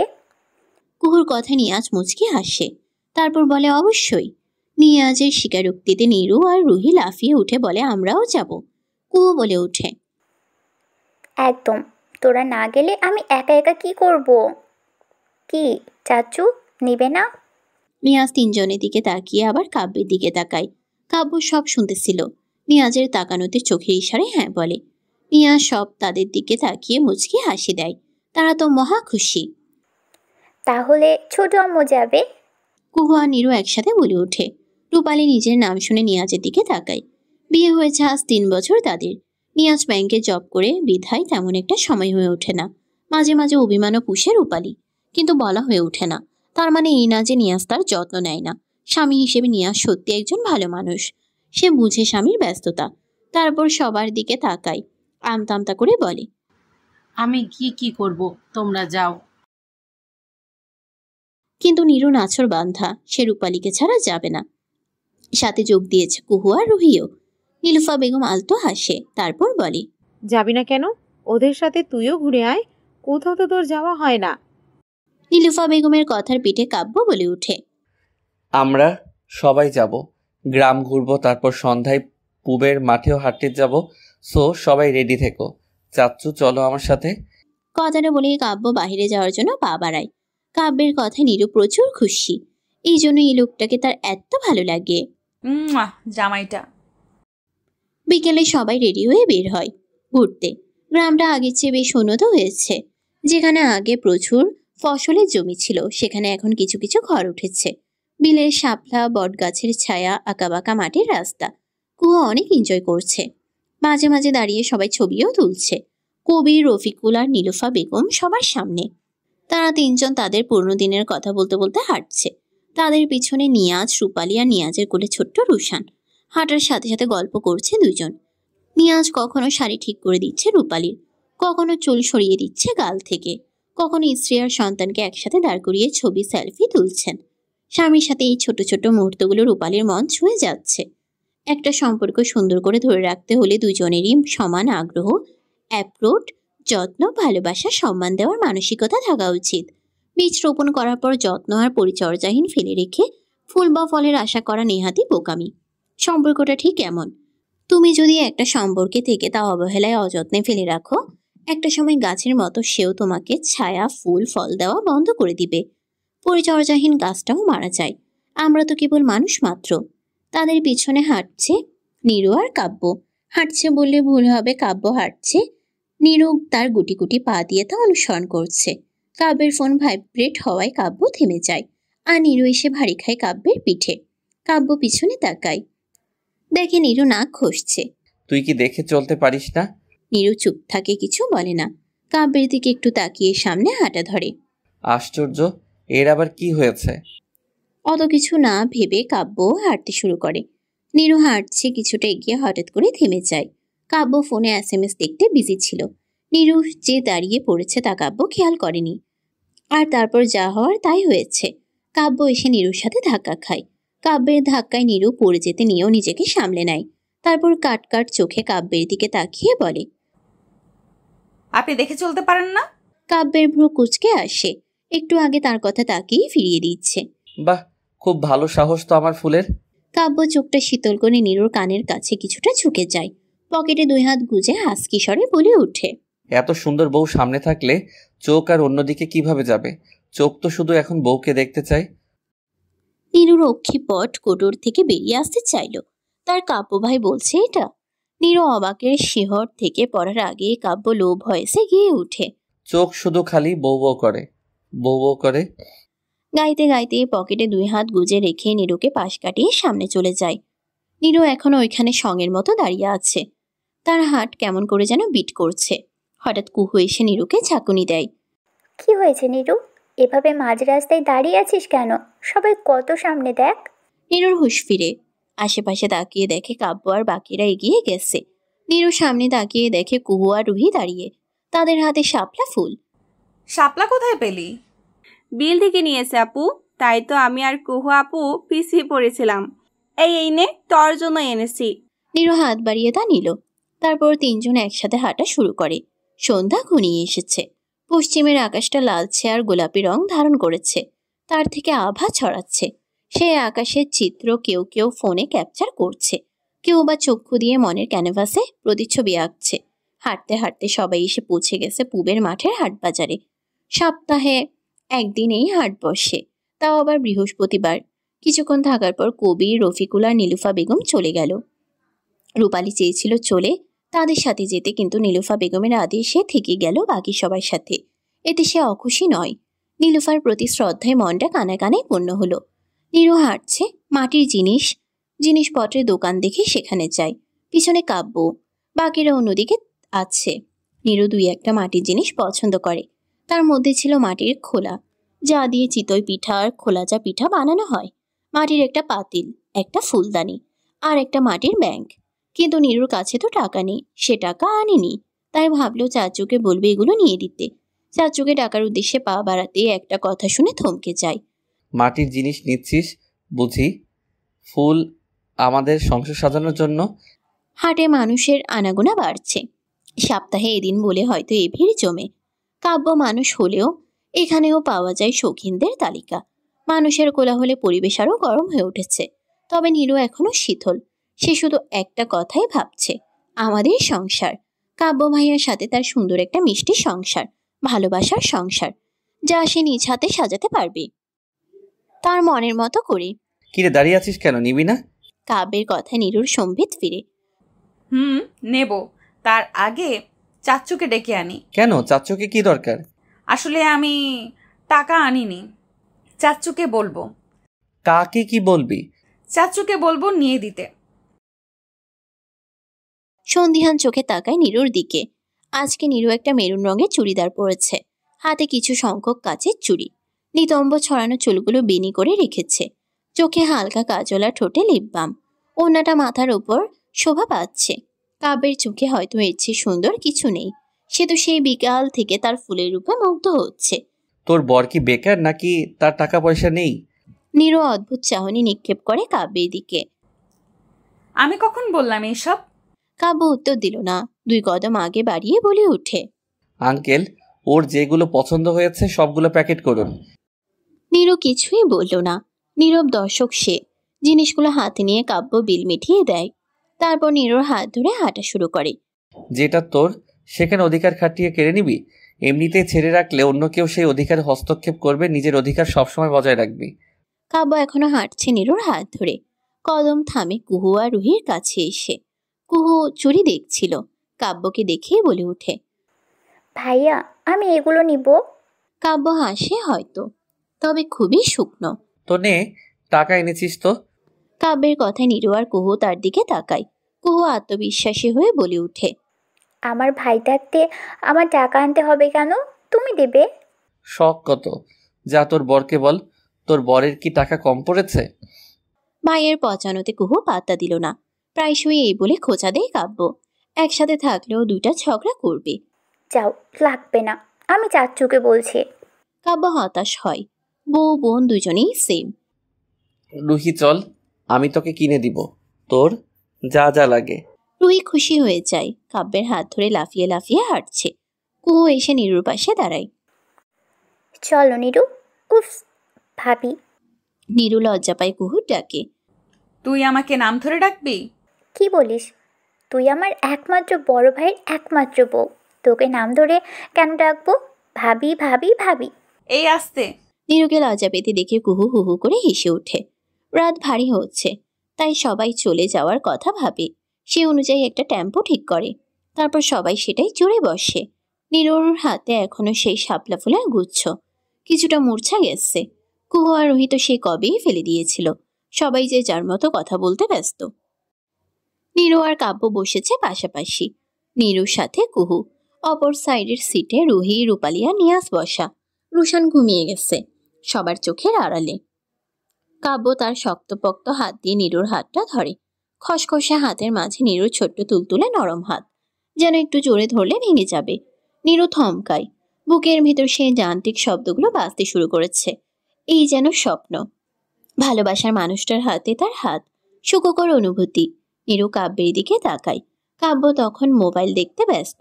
সে যে নীরুর হাত ধরেছে তার কোনো প্রতিক্রিয়া দেখা যাচ্ছে না। নীরুর ভালো লাগছে, ভীষণ ভালো। আলতো করে মাথাটা এলিয়ে দেয় পিছনের দিকে, একটু ঠেস দিয়ে বসার জন্য। পিছনের মাথা ঠেকার আগেই কাব্য নীরুকে এক হাতে পাশে টেনে নিয়ে মাথাটা তার বুকে রাখে। নীরু হকচকিয়ে যায়। উঠতে গেলেই কাব্য নীরুর মাথা চেপে ধরে। চুপ, নো সাউন্ড। আলতো করে নীরুর মাথায় হাত বুলিয়ে দিচ্ছে কাব্য। নীরুর মন পাখিরা পাখা মেলতে শুরু করে। কাব্যের এই ছোট ছোট কেয়ারগুলো নীরুর মনে নতুন করে অনুভূতির জন্ম দিচ্ছে। সে আবারও প্রেমে পড়ছে কাব্য নামক স্বামীর উপর। বাড়ি ফিরেছে সবাই। রফিকুল আর নীলুফা বেগম ফিরে গেছেন মির্জা বাড়িতে। রূপালী আর নিয়াজও যেত, তবে রাত বেশি হয়ে গেছে দেখে কৃষ্ণচূড়া মঞ্জিলেই থেকে গেল। সকালেই চলে যাবে। নীরু রুমে ঢুকে ক্লান্ত সে। গাড়িতে ঘুম ঘুরঘুর করছিল চোখে, কিন্তু সে অনুভূতি অনুভব করার জন্য ঘুমকে তখনকার মতো বাই বাই বলেছিল। কিন্তু এখন আর পারছে না। অনেকটা সময় হাঁটার কারণে পায়ে ব্যথা করছে। কোনো রকম বিছানায় গিয়ে ফ্রেশ না হয়ে ঘুমিয়ে পড়ে। বাহির থেকে খাবার খেয়ে এসেছে সবাই, তাই আর কারো খিদে নেই। কাব্য নিজের জন্য 1 কাপ কফি নিয়ে উপরে রুমে আসে। দরজা খুলে ভেতরে আসে। বিছানায় চোখ যেতেই দেখতে পায় নীরু হাত পা ছড়িয়ে ঘুমিয়ে আছে। গায়ে এখন বিকেলে জামাটাই। কাব্য ফোঁস করে শ্বাস ফেলে। বাচ্চা মেয়ে বিয়ে করলে যা হয় আর কি।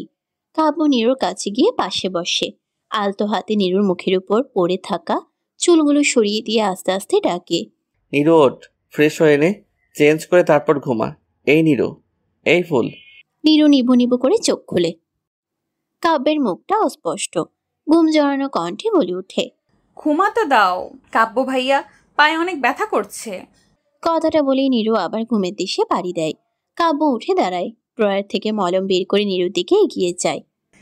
একা বসে ভাবছ কি, দূরে দাঁড়িয়ে গাইছি আমি, আনমনে বাসছি ভালো, তুমি পূর্ণিমারি স্নিগ্ধ আলো, তুমি ভোরের মিষ্টি বাতাস, কখনো আবার মনের আকাশ, তুমি বললে এনে দেব পূর্ণিমার সে এক ফালি চাঁদ, ভালো লাগে তোমাকে, ভালোবাসি বলে দিতে চাই, তোমার মনে ঠিকানায় আমি গান লিখে যাই, শুরু থেকে শেষ অবধি আমি তোমাকেই চাই,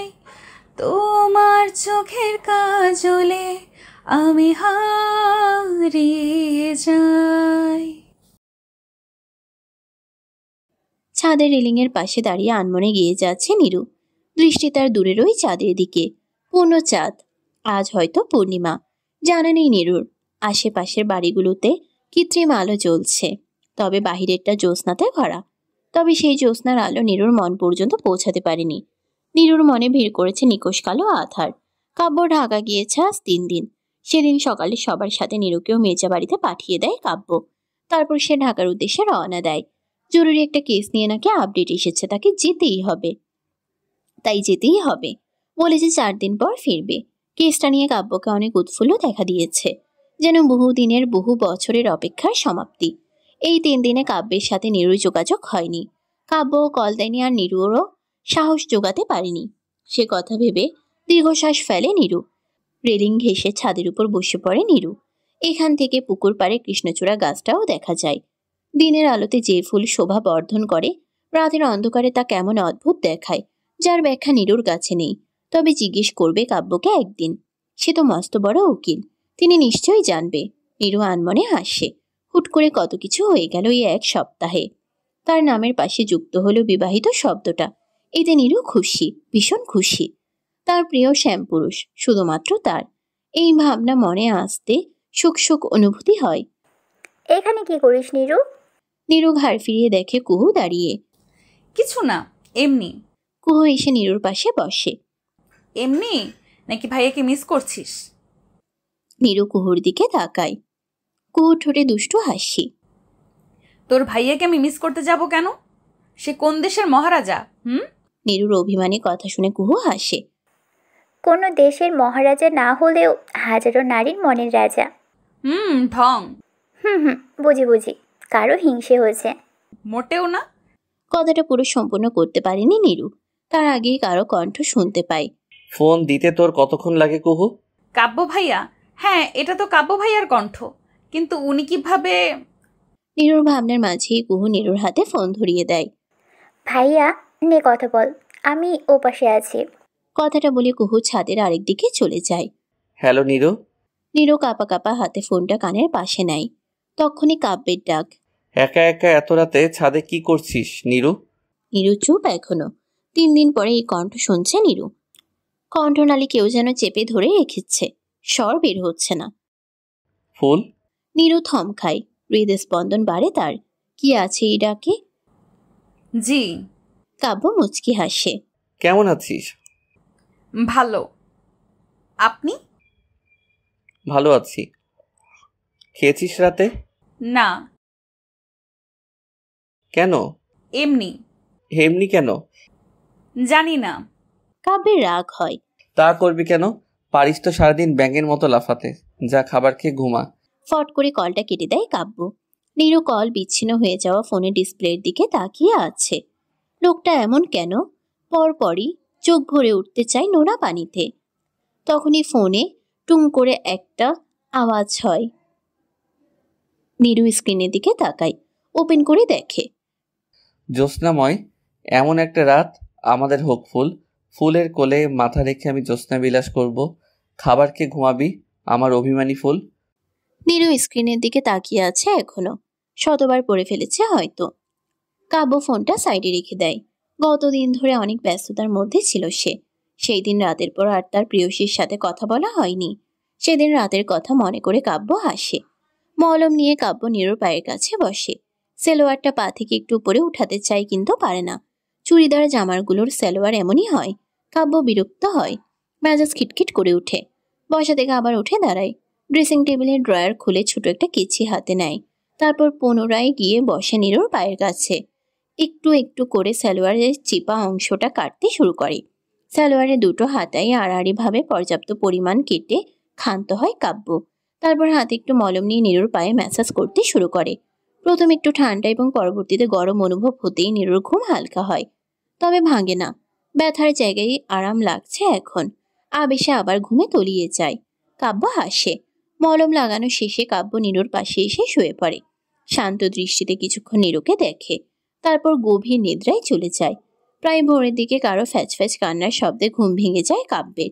উঠে দেখে নীরু কাঁদছে। জিজ্ঞেস করার পর উত্তর দেয় ভূত বা জিনে তার সালোয়ার কেটে ফেলেছে। প্রথম দিন থেকে বলছে এ বাড়িতে ভূত আছে। নীরুর কথায় কাব্য হাসে। চুপচাপ ঘুমা, না হলে ভূতকে বলবো তোকে নিয়ে যেতে। আপনি ভূতের সাথে কথা বলেন? বাড়ি আমার, তাহলে বাড়ির ভূতগুলো তো আমারই হবে। আমার পোষা ভূতের সাথে আমি কথা বলতেই পারি। এবার কাদু কাদু হয়ে নীরু জিজ্ঞেস করে, আপনি ভূত পোষেন? কাব্য হাসবে না কাঁদবে বুঝতে পারছে না। নিজের হাসি চেপে রেখে মুখে গাম্ভীর্য এনে নীরুর উদ্দেশ্যে বলে ওঠে, এখন যদি না ঘুমাস তাহলে কিন্তু আমি ভূতগুলোকে আসতে বলবো। কাব্যের কথায় নীরু ভয় পেয়ে যায়। এই জীবনে সে তিন জিনিস প্রচন্ড ভয় পায়, গরু, ভূত আর কাব্যকে। তারপর কোনো কথা না বলে চুপচাপ গুটি সুটি মেরে শুয়ে পড়ে। কাব্য আবারও হাসে। কি সুন্দর সে হাসি। কথা শেষ? কুহুর কথা শুনে নীরু মাথা দুলায়। কুহু নীরুর পাশে এসে বসে আবার। অল্প স্বল্প গল্প করতে করতে অনেকটা সময় কেটে যায়। তুই কাউকে ভালোবাসিস কুহু? কুহু নীরুর দিকে তাকায়, ঠোঁটের কোণে একটা হাসি রেখে বলে ওঠে, সে ভাইয়ের বন্ধু, তার নাম অর্ণব চৌধুরী। তাকে দেখেছিলাম আমি ভাইয়ের জন্মদিনের দিন। তারপর প্রায়শই ভাইয়ের সাথে বাসায় আসতো। আমি তাকে লুকিয়ে চুরিয়ে দেখতাম, তার সাথে কথা বলার বাহানা খুঁজতাম। এভাবেই প্রায় 3 বছর কেটে গেছে। একদিন সাহস জুগিয়ে আমি তাকে প্রপোজ করে ফেলি। তারপর আর কি, যা হবার তাই হয়। অর্ণব ভাইয়া সেদিন আমাকে এড়িয়ে চলে যায়। আজ প্রায় 1.5 বছর তার সাথে কোনো যোগাযোগ নেই। বাড়িতেও আসেন না, ভাইয়ের সাথেও আর কখনো দেখিনি। মাথা নিচু করে কথাটা বলে ওঠে কুহু। আমার কি মনে হয় জানিস নীরু, উনি আমার জন্যই এমন করেছেন। হয়তো ভাইয়ের সাথে তার বন্ধুত্বটা আর নেই। এই কথা মনে হলেই আমার খুব কষ্ট হয়। নীরু কুহুর কাঁধে হাত রাখে। কাঁদিস না কুহু, এতে তোর কোনো দোষ নেই। ভালোবাসা কোনো অপরাধ নয়। এইসব নিয়ে একদম চিন্তা করবি না, ঠিক আছে? আমাদের কুহুকে হাসিতেই মানায়। কুহু নীরুর দিকে তাকিয়ে আলতো হাসে। তারপর নীরুকে শক্ত করে জড়িয়ে ধরে। নীরু বুঝে এই পরিস্থিতি। ভালোবাসার মানুষকে না পাওয়ার যন্ত্রণা, কষ্ট, মনের মাঝে হাহাকার। নীরু আলতো হাতে কুহুর মাথায় হাত বুলায়। তুমি আমাকে রিজেক্ট করে ওই গ্রামের মেয়েটাকে বিয়ে করেছো কাব্য? ইউ নো না, I love you so much. নৌসেনের কথার কোনো প্রতিউত্তর দেওয়ার প্রয়োজন বোধ করল না কাব্য। কোর্টের কাজ শেষ হয়েছে আজ, তাই এক্ষুনি গ্রামে ফিরে যাওয়ার জন্য মনস্থির করেছিল। তার মাঝেই নৌসেনের আগমন। নৌসেন হলো কবির মেজার বন্ধুর মেয়ে। সারাক্ষণই কাব্যের পিছনে পড়ে থাকে, তবে কাব্য তাকে পাত্তাই দেয় না। কি আছে ওই মেয়েটার মাঝে? নৌসেনের কথায় কাব্যের কদম থেমে যায়। শরীর সহ ঘুরে নৌসেনের দিকে তাকায়। তীক্ষ্ণ আর অদ্ভুত সেই চাহনি। সেই চাহনিতে কেমন তা ছিল মেশা। তবে এবারও নৌসেনের কথার কোনো উত্তর দেয়নি। গ্রামে যাবে আমার সাথে? কাব্যের হঠাৎ এই প্রস্তাবে খুশি হয়ে যায় নৌসেন। শিওর হওয়ার জন্য আবার জিজ্ঞেস করে, তুমি কি সত্যি বলছো? অবশ্যই, এমনিতেই 3 দিন পরে আঙ্কেলও যাবে। সো তুমি আমার সাথে আজ চলো, গ্রামটা ঘুরিয়ে দেখাবো তোমাকে। নওশীন খুশিতে আতখান হয়ে যায়। কাব্য কখনো তাকে কোথাও নিয়ে যেতে চায়নি। আজ যখন বলেছে নওশীন তা মিস করতে চায় না। সে কোনো ভাবনা চিন্তা ছাড়াই রাজি হয়ে যায়। কাব্য জানতো নওশীন রাজি হয়ে যাবে, তাই তো আগ বাড়িয়ে এই প্রস্তাব। গাড়ি দিকে এগিয়ে যাচ্ছে কাব্য। ঠোঁটের কোণে তার রহস্যময়ী এক পেশি হাসি। নীরু সকাল থেকে মির্জা বাড়ির দরজায় চক্কর কাটছে। আজ কাব্য ভাইয়া আসবে বলেছে। আজই তো 4 দিন। আজ আসবে তো নাকি কাল, চিন্তা করছে আর হাঁটছে। নীরুকে এইভাবে পাইচারি করতে দেখে কুহু এগিয়ে যায়। ভাবি, কেহ কে? নীরু হক চকিয়ে যায়। আরে আমি কুহু, এত ভয় পেলি কেন? তুই এভাবে কানের কাছে এসে ষাঁড়ের মতো চিল্লালে ভয় পাবো না? আরেকটু হলে তো অক্কা চলে যেতাম। আরে যাবি না, এত টেনশন নিস না। বাই দ্য ওয়ে, বারবার মেইন ডোরের দিকে তাকাচ্ছিস, কি ব্যাপার? কুহুর কথা শেষ হতে না হতে বাহির থেকে গাড়ির হর্ন বেজে ওঠে। তা শুনতে পেয়ে কুহু নীরুকে বাহু দিয়ে হালকা গুঁতো দিয়ে বলে, ও আচ্ছা, এই ব্যাপার। কুহুকে মুচকে মুচকে হাসতে দেখে লজ্জা পায় নীরু। কুহুকে পাল্টা কিছু বলতে যাবে তখনই বাড়িতে প্রবেশ করে কাব্য। কাব্যকে দেখে কুহু গিয়ে ভাইয়া বলে জড়িয়ে ধরে। কুহুর আওয়াজে সবাই বের হয়ে আসে। নীরুর মুখে মিষ্টি একটা হাসি। তবে সেই হাসি আর বেশিক্ষণ রইল না। যখন দেখলো কাব্যের পিছনে মডার্ন পোশাকে একটা মেয়ে দাঁড়িয়ে আছে। লং টোপার জিন্স পরা, গলায় একটা শিপনের স্কার্ফ জাতীয় কিছু, গায়ের রং ফর্সা। মেয়েটাকে এই পোশাকে মানিয়েছে ভালো। কিন্তু কে এই মেয়ে? নীরুর ভাবনার মাঝে কুহু গিয়ে নৌশিনকে জড়িয়ে ধরে। কেমন আছো আপু? এই তো ভালো, তুমি? তোমাকে অনেক সুন্দর লাগছে কুহু। নীরু আর বাকিরা নীরব দর্শক হয়ে দেখছে সব। মেয়েটা কে কাব্য? আমার বন্ধুর মেয়ে নৌশিন। কথাটা বলে ওঠেন কবির মির্জা। সবার উৎসুক চোখ দেখে কাব্য বলে উঠে গ্রাম ঘুরতে এসেছে, অনুষ্ঠান পর্যন্ত এখানেই থাকবে। কাব্যের কথা নীরুর কান অব্দি যায়, তবে স্বাভাবিকভাবেই। কিন্তু কুহুর কথায় মনে এক অজানা ভয় লেগে ওঠে। নৌশিন আপু এমনিতেই অনেক ভালো, তবে ভাইয়ের প্রতি প্রচুর দুর্বল। ভাইয়ের বিয়ে হয়েছে শুনে অনেক কান্না করেছে। আমার কি মনে হয় জানিস, নৌশিন আপু তোকে দেখার জন্যই গ্রামে এসেছে। আপুর থেকে সাবধানে থাকিস। নৌশিন সবার সাথে পরিচিত হয়। এরই মাঝে কাব্য নীরুর হাত ধরে বলে ওঠে, চলো। নীরু পলক্ষীন কাব্যের দিকে চেয়ে আছে। কোথায় যাব? তোর বাড়িতে। বিয়ের পরেও বাপের বাড়িতে থাকবি নাকি? নীরুকে কথা বলার সুযোগ না দিয়েই তার হাত ধরে টেনে নিয়ে যায়। আমার জন্য 1 গ্লাস তেঁতুলের শরবত বানিয়ে নিয়ে আয়। ক্লান্ত শরীরটা ড্রয়িং রুমের সোফায় এলিয়ে দিতে দিতে কথাটা বলে ওঠে কাব্য। কাব্যের ক্লান্ত মুখের দিকে চেয়ে নীরু তাড়াতাড়ি কিচেনে চলে যায়। তারপর ঠান্ডা ঠান্ডা তেঁতুলের শরবত এনে কাব্যকে দেয়। কাব্য এক মুহূর্ত সময় ব্যয় না করেই তা পান করতে শুরু করে। পুরো শরবতটুকু শেষ করে নীরুর হাতে গ্লাসটা ধরিয়ে দেয়। আর খাবেন না? নীরু খালি গ্লাস নিয়ে কিচেনের দিকে চলে যায়। নীরুর যাওয়ার পানে কাব্য তাকিয়ে মৃদু হেসে ওঠে। বিছানা ঝাড়ু দিচ্ছে নীরু। বালিশগুলো ঠিক করে রেখে শুয়ে পড়ে। তার কিছুক্ষণ পরে কাব্য এসে পাশের বালিশে শুয়ে পড়ে। নীরু এক চোখ খুলে কাব্যের দিকে তাকায়।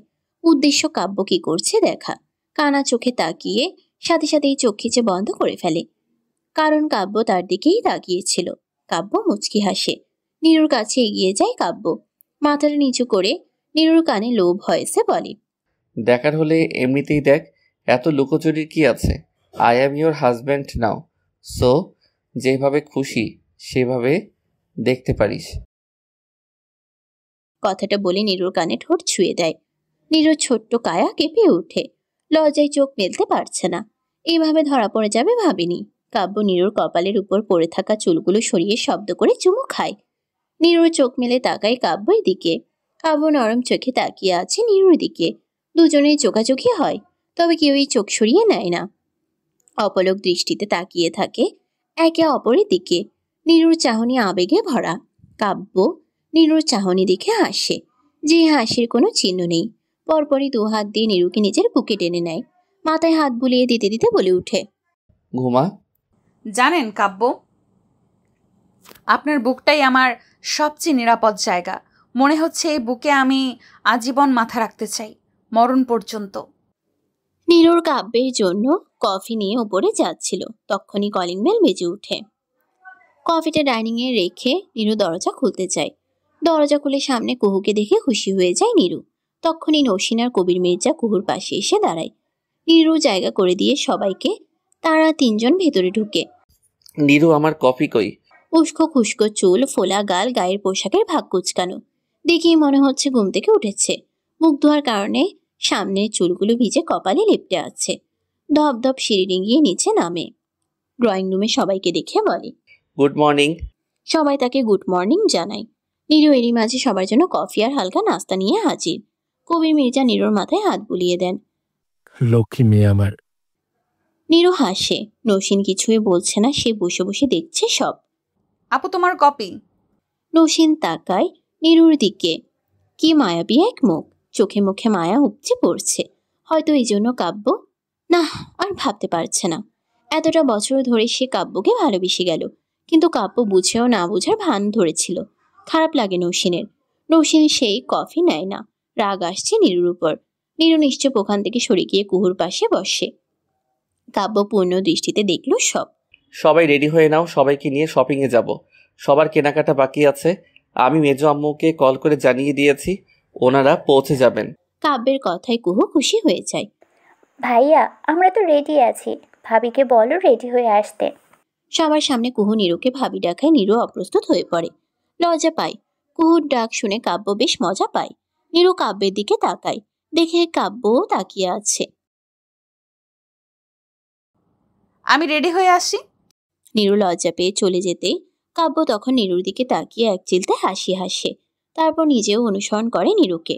কাব্যের চলে যাওয়ার পানে নসীন তাকিয়ে। তার কি খারাপ লাগছে না? লাগছে তো। মনে মনে ফুঁসে ওঠে কিছুটা। ভাবি ডাক শুনে এত লজ্জা পাচ্ছিস কেন? নীরু কাবার থেকে জামা নিচ্ছিল। এখানে বেশ কয়েকটা জামা আছে। কাব্য বলেছিল এগুলো তার জন্য। নীরু সেদিন খুশি হয়েছিল। কাব্যের এহেন কথা নীরু কাবার থেকে সরে কাব্যের দিকে তাকায়। কাব্যের চোখে দুষ্টুমির রেখা। নীরু কাব্যের চোখ এড়িয়ে চলে যেতে চায়, কিন্তু গাল লাল হয়ে ওঠে।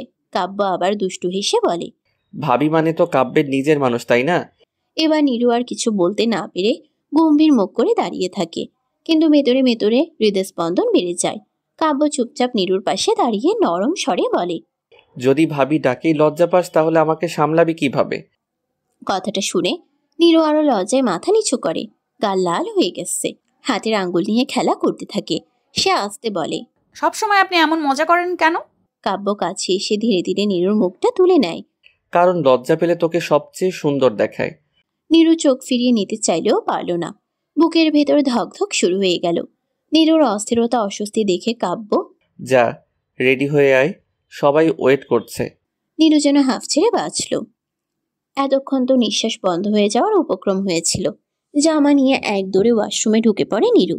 তা দেখে কাব্য ক্ষীণ হাসে। পাগলি একটা। শপিং মলে সবাই যে যার মতো করে শপিং করছে। রুহি আর কুহু মল ঘুরছে আর ছবি তুলছে। নসীন এটা ওটা পছন্দ করে ট্রায়াল দিচ্ছে বারবার। বাকিরা সবাই একসাথে। নীরু তাদের দিকে যেতে শুরু করলে কাব্য তার হাত ধরে ফেলে। তারপর চোখের ইশারায় তার সাথে আসতে বলে। পাশাপাশি হাঁটছে তারা। হাত ধরা এখন না থাকলেও চোখে চোখ ধরা দিচ্ছে বারবার। একটা শাড়ি লেহেঙ্গার শপে ঢুকে কাব্য। পিছু পিছু নীরুকে বসিয়ে দিয়ে বলে পছন্দ করতে, কিন্তু নীরু সংকোচ হচ্ছে। পাশে মা নেই, এভাবে কখনো অন্য কারোর সাথে শপিং করা হয়নি।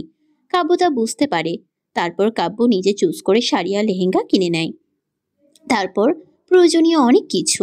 তারপর বাকিদের সাথে মিশে বাকি শপিং কমপ্লিট করে নেয়। তারপর দুপুরের খাবার রেস্টুরেন্টে খেয়ে সবাই বাড়ির উদ্দেশ্যে রওনা দেয়। শাপলা ফুলগুলো খুব সুন্দর, তাই না নওশিন? ছোটবেলায় শাপলা ফুল তুলতাম, তারপর সেগুলো বাড়ি নিয়ে গিয়ে মেজো আম্মুকে দিতাম। তারপর মেজো আম্মু অনেক সুন্দর করে আমার জন্য শাপলা ভাজি করতো। কত বছর হয়ে গেল খাই না।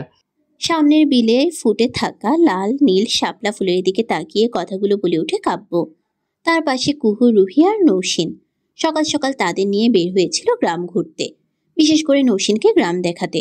ঘুরতে ঘুরতে শাপলা বিলের সামনে এসে চারজন থেমে যায়। কাব্যের এমন কথায় নৌসিন অত উৎফুল্ল হলো না, ছোট্ট করে উত্তর দিল, ও। কাব্য তার উত্তর মুচকে হাসে। সে জানতো এমনই প্রতিক্রিয়া হবে। বিলটা বাড়ি থেকে বেশি দূরে না। ঘোরাঘুরি শেষ করে সবাই বাড়ি পৌঁছে যায়। সময়টা দুপুরের। মির্জা বাড়ির ডাইনিংয়ে সবাই খেতে বসেছে। সবার সামনে খাবার দেওয়া হয়। প্লেটের সামনে ছোট্ট একটা বাটিতে শাপলা ভাজি দেখে কাব্য ভীষণ অবাক হয়। মেজো আম্মু এটা কি? কেন? শাপলা ভাজি তুই না খেতে চেয়েছিলি? তাই তো নীরু নিজে হাতে বানিয়েছে তোর জন্য। কাব্য হতবাক নয়নে তাকায় নীরুর দিকে। মনটা অদ্ভুত প্রশান্তিতে ভরে যায়। তারপর খাওয়া শুরু করে। তুই বলতে চাইছো তুমি আমাকে ভালোবাসো? চারদিকে ফেরি লাইট লাগানো, ফেরি টাইলের পাশাপাশি কৃত্রিম আলো এবং তাজা ফুলের গুছগুছ এনে রাখছে। সুন্দর আগেই সব হয়ে যাবে। নিচে বড় ধরনের একটা প্যান্ডেলও করা হয়েছে কৃষ্ণচূড়া মঞ্জিলে। এখন সময়টা সকালের। বাড়িতে যথেষ্ট মেহমান এসে ভিড় জমিয়েছে। ছাদেও কিছু ফেরি লাইট লাগানো হয়েছে। অনেক লোক বাগানের সামনের ফাঁকা অংশে সাজসজ্জায় ব্যস্ত। কাব্য তাদের দিকে তাকিয়ে নসীনকে প্রশ্নটা করে উঠল। নসীন অবাক নয়নে তার দিকে তাকিয়ে আছে। হাতে তার কফি। ছাদে আসার পর কাব্যই তাকে কফির মগটা এগিয়ে দিয়েছে। তুমি ঠিক কি বলতে চাইছো আমি বুঝতে পারছি না কাব্য। প্রশ্নটা খুব সহজই ছিল, তবে তোমার বোঝার সুবিধার্থে আবারও বলছি, তুমি কি সত্যি মনে করো তুমি আমাকে ভালোবাসো? কাব্যের এমন হেয়ালিপনা প্রশ্নের কোনো কারণ খুঁজে পেল না নৌসীন। কাব্য, তুমি জানার পরও এমন প্রশ্ন করছো? কত বছর ধরে আমি তোমার পেছনে পড়ে আছি, কিন্তু তুমি। কাব্য মেরুদণ্ড সোজা করে দাঁড়ালো। হাতের কফির মগটা ছাদের বাউন্ডারির উপর রেখে নৌসীনের দিকে তাকালো। কত বছর তা ম্যাটার করে না, ম্যাটার করে তুমি আমাকে ভালোবাসো কিনা সেই প্রশ্নে। অবশ্যই। ভালোবাসা কি সেটা কি তুমি জানো নওশীন? জানো না। ভালোবাসা আসলে শব্দে বেঁধে রাখা কঠিন এক অনুভূতি। এটা শুধু পছন্দ বা আকৃষ্ট হওয়া নয়। ভালোবাসা মানে হলো অন্য কারো সুখকে নিজের আনন্দের চেয়ে বড় করে দেখা। ভালোবাসা মানে নিরাপত্তা দেওয়া, একে অপরের দুর্বলতাকে মমতা দিয়ে জড়িয়ে ধরা। যখন তুমি কাউকে ভালোবাসো, তার হাসি তোমার দিনটাকে আলোকিত করে, তার কষ্ট তোমার বুকের ভেতর ভারী হয়ে থাকে। কখনো সেটা নিঃশব্দে যত্ন নেওয়া, কখনো একসাথে পথ চলার প্রতিশ্রুতি। আরও গভীরে গেলে ভালোবাসা হলো এক ধরনের ইমানের মতো, যেখানে তুমি ভরসা করো, বিশ্বাস করো, তুমি নিজেকে ছোট করে হলেও সেই মানুষ বা সম্পর্ককে বড় করো। তাই ভালোবাসা শুধু আমি তোমাকে চাই নয়, ভালোবাসা আসলে হলো তুমি ভালো থাকলে আমি পূর্ণ, এই নীরব প্রার্থনা। আমি কি তোমার ভালো চাই না? অবশ্যই তুমি আমার ভালো চাও, তবে সেটাকে আমি ভালোবাসা বলে বিবেচনা করতে পারছি না। তুমি নিজেই একটা চিন্তা করো, তোমার মনের গভীর থেকে তুমি কি আমাকে সত্যি ভালোবাসো কিনা? ভালোবাসা আসলে এক অদ্ভুত শিহরণ। যখন কারোর প্রতি গভীর অনুভূতি জন্মায়, তখন শরীর মন দুটোই অজানা কম্পনে ভরে ওঠে। মনের ভেতর হালকা কাঁপুনি, বুকের গভীরে উষ্ণ একটা ঢেউ, যেন বাতাসে নতুন গন্ধ মিশে গেছে। কাউকে দেখার মুহূর্তে চোখের মনি একটু বড় হয়ে ওঠে, নিঃশ্বাস ধীর হয়, অথচ হৃৎপিণ্ডের ধুকপুকানি বেড়ে যায়। এই শিহরণে ভয় নেই, আছে আকর্ষণ আর কোমল আনন্দ। কখনো তা শান্ত স্রোতের মতো, আবার কখনো ঝড়ের মতো তীব্র। কাউকে মনে পড়লে যে উচ্ছ্বাস, যে অজানা টান, সেটাই হলো ভালোবাসার। নৌসীন কাব্যের কথা শুনে যাচ্ছে। নৌসীনকে চুপ থাকতে দেখে কাব্য আবারও বলে ওঠে, তুমি আমায় ভালোবাসো না নওশীন? তুমি আমাকে পছন্দ করো শুধু? নৌসীন দৃঢ় হয়ে বলল, আমি তোমায় ভালোবাসি। কাব্য শুকনো হাসে। আচ্ছা মানলাম তুমি আমাকে ভালোবাসো, তাহলে বলো তো যাকে ভালোবাসো তাকে কখনো অকারণেই মনে পড়েছে তোমার? দিনের যে কোনো সময় হঠাৎ তার হাসি বা চোখ ভেসে উঠেছিল তোমার? কথা না হলেও তার সুখ দুঃখ নিয়ে ভাবনায় বিভোর হয়েছ? দেখা না হয়ে শুধু নাম শুনলে বুকের ধুকপুকানি বেড়ে গিয়েছে কখনো তোমার? চোখে চোখ পড়লে হালকা কাঁপুনি বা উষ্ণতা ছড়িয়ে পড়েছিল কখনো দেহ মনে? তার খেয়াল রাখা, খাওয়া, বিশ্রাম, মন খারাপ সবকিছুর খোঁজ নিয়েছিলে কখনো? তার জন্য নিজের সময়, স্বাচ্ছন্দ্য, এমনকি অভ্যাস বদলাতে রাজি হয়েছ কখনো? কাব্য ছাদের রেলিং ধরে বাহিরের দিকে ফিরে চোখ বন্ধ করে ফেলে।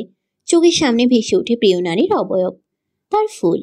আনমনে আবারও বলে ওঠে, সে দূরে থাকলেও এক ধরনের অদৃশ্য টান অনুভব করা, শুধু পাওয়া নয়, তার মঙ্গল চাওয়া, যেন সে ভালো থাকলেই তোমার শান্তি।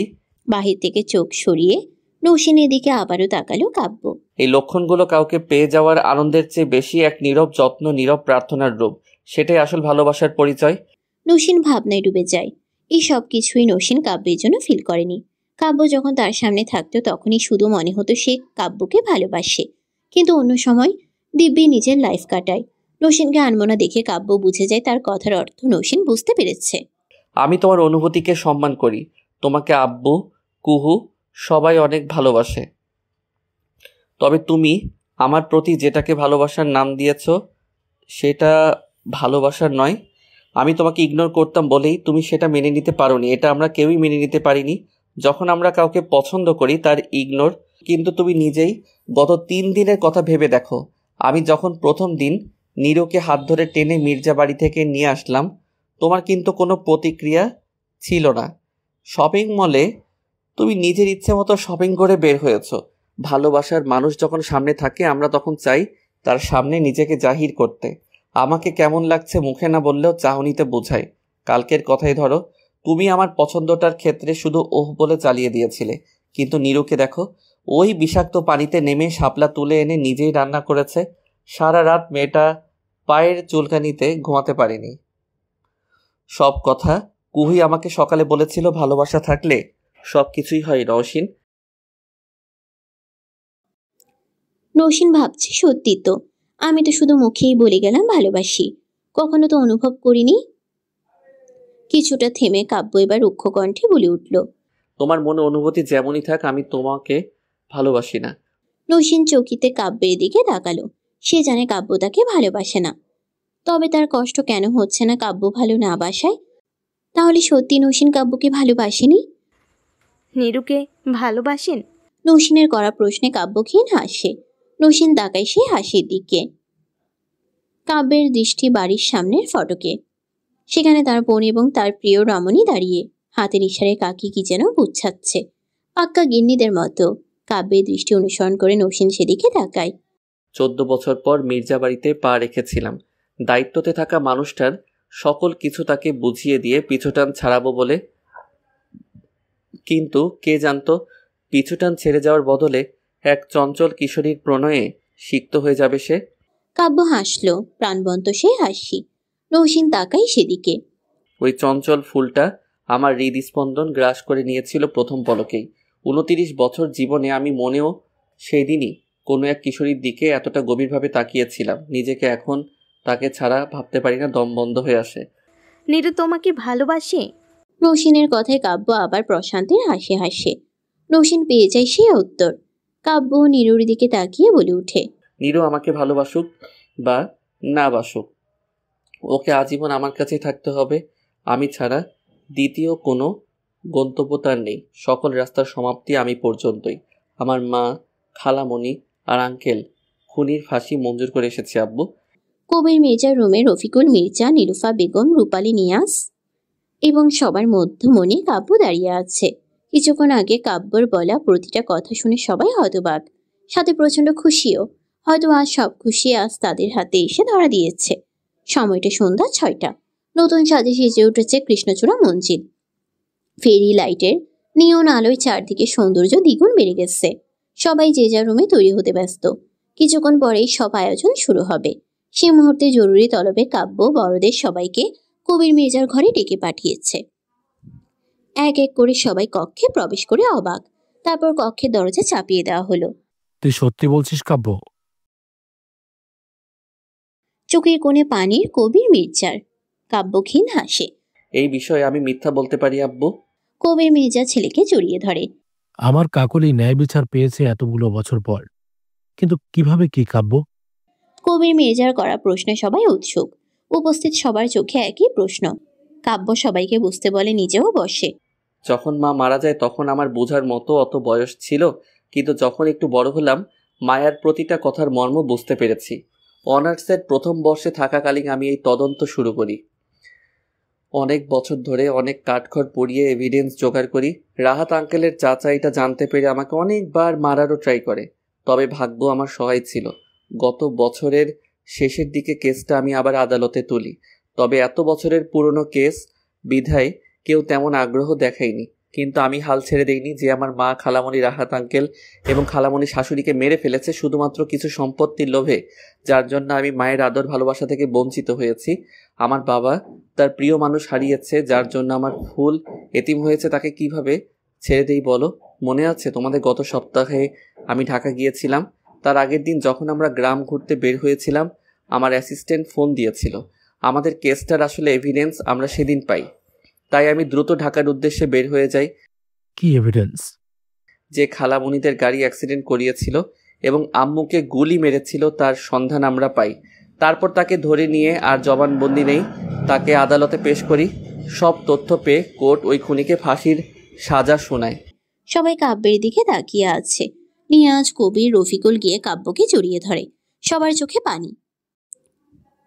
নীলুফা বেগম কাব্যের মাথায় দুয়ার হাত বুলিয়ে দেন। আল্লাহ যেন এমন সন্তান সবাইকে দেয়। ন্যায় বিচার দেরি হলেও তা একদিন প্রতিষ্ঠিত হবেই। কাব্যের কক্ষে উপস্থিত কুহু, রুহি এবং নৌসিন, আর তাদের মধ্যমণি নীরু। মূলত নীরুকেই তৈরি করেছে তিনজন মিলে। সব সাজগোজ কমপ্লিট করে নীরুকে এনে আয়নার সামনে দাঁড় করিয়ে দেয় তিনজন মিলে। Baby pink silk sari, rose gold sequin কাজ, খোপায় বেলি ফুলের ছোট্ট গুচ্ছ, মাথায় শাড়ির সাথে ম্যাচিং করা ওড়না দেওয়া, পায়ে হাই হিল, মুখে হালকা সাজ। এতেই তাকে অসম্ভব সুন্দর লাগছে। আয়নার সামনে দাঁড়িয়ে বুকের ভেতর কাঁপন অনুভব করে নীরু। নিজেকে নিজেই চিনতে পারছে না। তখন নীরুর পটাপট কিছু ছবি তুলে কাব্যের ফোনে সেন্ড করে কুহু। তারপর নীরুকে নিয়ে নিচে আসে তারা। বাড়ির ড্রয়িং রুমটা অনেক সুন্দর করে সাজানো। বাড়ির বড়রা সবাই এসে নীরুর অনেক প্রশংসা করে। নীলুফা বেগম নীরুর মাথায় হাত বুলিয়ে দেন, বুকে জড়িয়ে নেন। নীরুকে নিয়ে যাওয়া হলো স্টেজের ওখানে।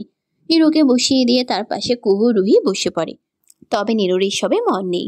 নীরুর চোখ শুধু খুঁজে যাচ্ছে তার স্বামী নামক শ্যাম পুরুষকে। চারপাশে চোখ ঘুরিয়ে ঘুরিয়ে দেখছে সে। তখনই আগমন কাব্যের। ব্ল্যাক কালারের স্যুট, কালো লেদারের জুতো, পুরাই জেন্টলম্যান সেজে হাজির হয়েছে। নীরু তাকিয়ে আছে সেদিকে। কিছুক্ষণ তাকিয়ে চোখ নামিয়ে নেয়। কাব্যকে এনে তার পাশে বসিয়ে দেওয়া হয়। তারপর ঘোষণা করা হয় তাদের বিয়ের কথা। ব্যালকনির গ্রিলের ফাঁক ঘোলে কৃষ্ণচূড়ার লাল পাপড়ি ঘরে ঢুকে পড়ছে। বাতাসে হালকা গন্ধ ছড়িয়ে দিচ্ছে। দূরে কারো ঘুঙুরের মতো শব্দ। আসলে হাওয়ার সাথে কৃষ্ণচূড়ার পাতা নড়ছে। যেন তাদের প্রথম রাতের জন্য প্রকৃতি নিজেই সুর তুলেছে। ব্যালকনির গ্রিল ধরে দাঁড়িয়ে আছে নীরু।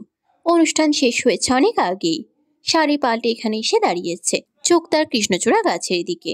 কাব্য দরজার পাশে দাঁড়িয়ে কিছুক্ষণ নীরুকে দেখল। গায়ে তার লাল রঙের একটা শিপনের শাড়ি। কাব্যই রেখেছে এই শাড়ি তার ফুলের জন্য। লাল শাড়িতে নীরু যেন কৃষ্ণচূড়ার লালাভ ছায়ার মাঝে কালো রেখা। তার মুখের লাজুক হাসি কাব্যের বুকের সব কাঁপন খুলে দিচ্ছে। ধীরে ধীরে এগিয়ে এসে কাব্য ফিসফিস করে বলল, ফুল। শব্দটা এমন কোমল যে ঘরের বাতাসও থমকে গেল। নীরু পিছন ফিরে তাকাতে পারে না। কাব্যের নিঃশ্বাস আশ্রে পড়ছে নীরুর কাঁধে। নীরুর বুকের ভেতর হৃদযন্ত্রটা ধ্রিম ধ্রিম করছে। শরীরের কাঁপুনি দিয়ে উঠছে। কাব্য হাসল। এক মোটা কৃষ্ণচূড়া ফুলের গুচ্ছা তুলে নিয়ে তার হাতের উপর রাখলো। এই কৃষ্ণচূড়ার মতোই তোর জন্য আমার প্রতিটা দিন লাল হয়ে ফুটে ওঠে। তুই আমার জীবনের সেই ফুল যার গন্ধে পুরো পৃথিবীকে নতুন লাগে। নীরু হালকা শ্বাস ফেলল। পাপড়ে গায়ে ছুঁয়ে গেল। কাব্য আবারও ফিসফিস করলো, ফুল, আমার জীবনের প্রথম কবিতা তুই। নীরু অবাক হয় কাব্যের এমন ব্যাকুল করা কথায়। কাব্য তো সেদিন বলেছিল সে নীরুকে ভালোবাসে না। তাহলে আজ কি হলো? নীরু ভাবনার মাঝেই কাব্য নীরুকে তার দিকে ফিরায়। খসখসে পুরুষালী হাতে আগলে ধরে নীরুর গাল। জানিস নীরু, তুই আর আমি হলাম কৃষ্ণচূড়া ফুলের মতো। দিনের আলোয় কৃষ্ণচূড়া ফুল যেমন চারদিক রাঙিয়ে তোলে, সৌন্দর্য শোভা ছড়িয়ে দেয়, আর রাতে এর ফুলগুলো কৃষ্ণগহ্বরের মতো কালো হয়ে যায়, যা দিনের বেলায় তার রূপের ভিন্নতা প্রকাশ করে। নীরু প্রশ্নবোধক হয়ে কাব্যের দিকে তাকিয়ে আছে। কাব্য নীরুর সামনের চুলগুলো কানের পিছনে গুজে দিয়ে বলে, তুই আমার জন্য দিনের বেলার সেই শোভা বর্ধনকারী কৃষ্ণচূড়া ফুল, যার লালচে আভা রোদ্দুরের আলিঙ্গনে আরো উজ্জ্বল হয়ে ওঠে। তোর উপস্থিতি যেন গরম দুপুরের এক টুকরো হাওয়া, যা ক্লান্ত মনকে দেয় নতুন উচ্ছ্বাস। তোর হাসি রঙে আমার প্রতিটা সকাল রাঙিয়ে যায়, আর সন্ধ্যার আকাশও লাল হয়ে ওঠে তোরই ছায়ায়। নীরু চাতক পাখির ন্যায় কাব্যের দিকে তাকায়। তার মনে হাজারো কল্পনা। মনের গহীনে কেমন সব প্রশ্নরা এসে উকি দিচ্ছে। মনে মনেই নীরু ভেবে ওঠে, আপনি আমায় ভালোবাসেন কাব্য ভাই, নাকি এ শুধু আমার মনের কল্পনা? রোদে শুকানো চিঠির ভাঁজে জমে থাকা অকথিত কিছু শব্দের মতো? আপনার চোখে নীরবতা কি সেই উত্তর যা কথায় প্রকাশ পায় না, তবু আমার হৃদয়ের ধ্বনিতে আস্তে আস্তে বাঁচতে থাকে? নীরুর চাহনিতে কাব্য মুচকি হাসে। হঠাৎ করে ঝুঁকে নীরুকে পাজাকুলি তুলে নেয়। নীরু হাঁক ঝুঁকিয়ে কাব্যের শার্ট খামচে ধরে। নীরুর কানের কাছে মুখ নিয়ে ডিপ ভয়েসে বলে, সবসময় ভালোবাসি ভালোবাসি বলতে থাকাকেই ভালোবাসা বলা যায় না। ভালোবাসি না বলেও ভালোবাসা যায়। কথার ঝংকারে নয়, চোখের নীরবতায় ভালোবাসা জেগে থাকে। হাজারবার ভালোবাসি বলার চেয়ে একটা যত্নভরা নিঃশ্বাস অনেক গভীর। কাব্য নীরুর কপালে আলতো করে চুমু দেয়। নীরু আবেশে চোখ বন্ধ করে ফেলে। অস্পষ্ট স্বরে বলে ওঠে, তাহলে সেদিন কেন বললেন ভালোবাসেন না? তোকে জ্বালাতন করতে ভালো লাগে তাই। নীরু নাকে ডগা ফুলায়। কাব্য আলতো করে তাতে চুমু বসায়। নীরু লজ্জায় মিয়ে যায় অবস্থা। নীরুকে লজ্জা পেতে দেখে কাব্য মৃদু হাসল। লজ্জাবতীর লজ্জা তাহলে আজ ভাঙাবো নাকি? নীরু লাজুক চোখে এক ঝলক তাকিয়ে দ্রুত দৃষ্টি সরিয়ে নিল। ওর গালে লালচে আবার ছড়িয়ে পড়ল। কাব্য আরো কাছে এসে ফিসফিস করল, তোর এই লজ্জার মাঝে আমার সবচেয়ে সুন্দর পৃথিবীটা লুকিয়ে আছে। নীরু লজ্জা লুকাতে না পেরে চোখ বুঝে ফেলল আর কাব্যের আঙ্গুলে আলতো করে ওর চিবুক ছুঁয়ে দিল। ভালোবাসি। নীরুর হঠাৎ ছোট্ট এই কথায় কাব্যের বুক কেঁপে ওঠে। শীতল জলের ধারা বয়ে যায় হৃদয় জুড়ে। কি মিষ্টি এই শব্দ। আমিও ভালোবাসি আমার ছোট্ট ফুলকে। পিচ্ছি ফুল, আমার প্রাণ ভোমরা, আমার হার, আমার জিত, আমার সকল ভাবিজাতের বাজি। নীরু হতবাক নয়নে কাব্যের দিকে তাকায়। এই একটা শব্দ শোনার জন্য কত অপেক্ষা, কত চোখের জল আর হাহাকার মনের মাঝে ঝড় তুলেছিল। আর সেই কাঙ্ক্ষিত পুরুষের থেকে কাঙ্ক্ষিত প্রণয়ের শব্দ শুনতে পেয়ে নীরুর চোখ জলে ভরে ওঠে। কাব্য আলতো করে সে চোখে চুমু খায়। তারপর নীরুকে কোলে রাখা অবস্থায় রুমের দিকে অগ্রসর হতে শুরু করে। নীরুর লজ্জারাঙা মুখ, তা দেখে কাব্য বলতে শুরু করে, তুমি লাজে লাল আমার প্রথম রোদ্দুর, প্রেমের নিভৃত আঙিনার লাল গোপন প্রণয়ের কৃষ্ণচূড়া ফুল, আমার অন্তহীন ভালোবাসার উজ্জ্বল স্বাক্ষর। ভালোবাসি ফুল, আমার ফুল। সমাপ্ত।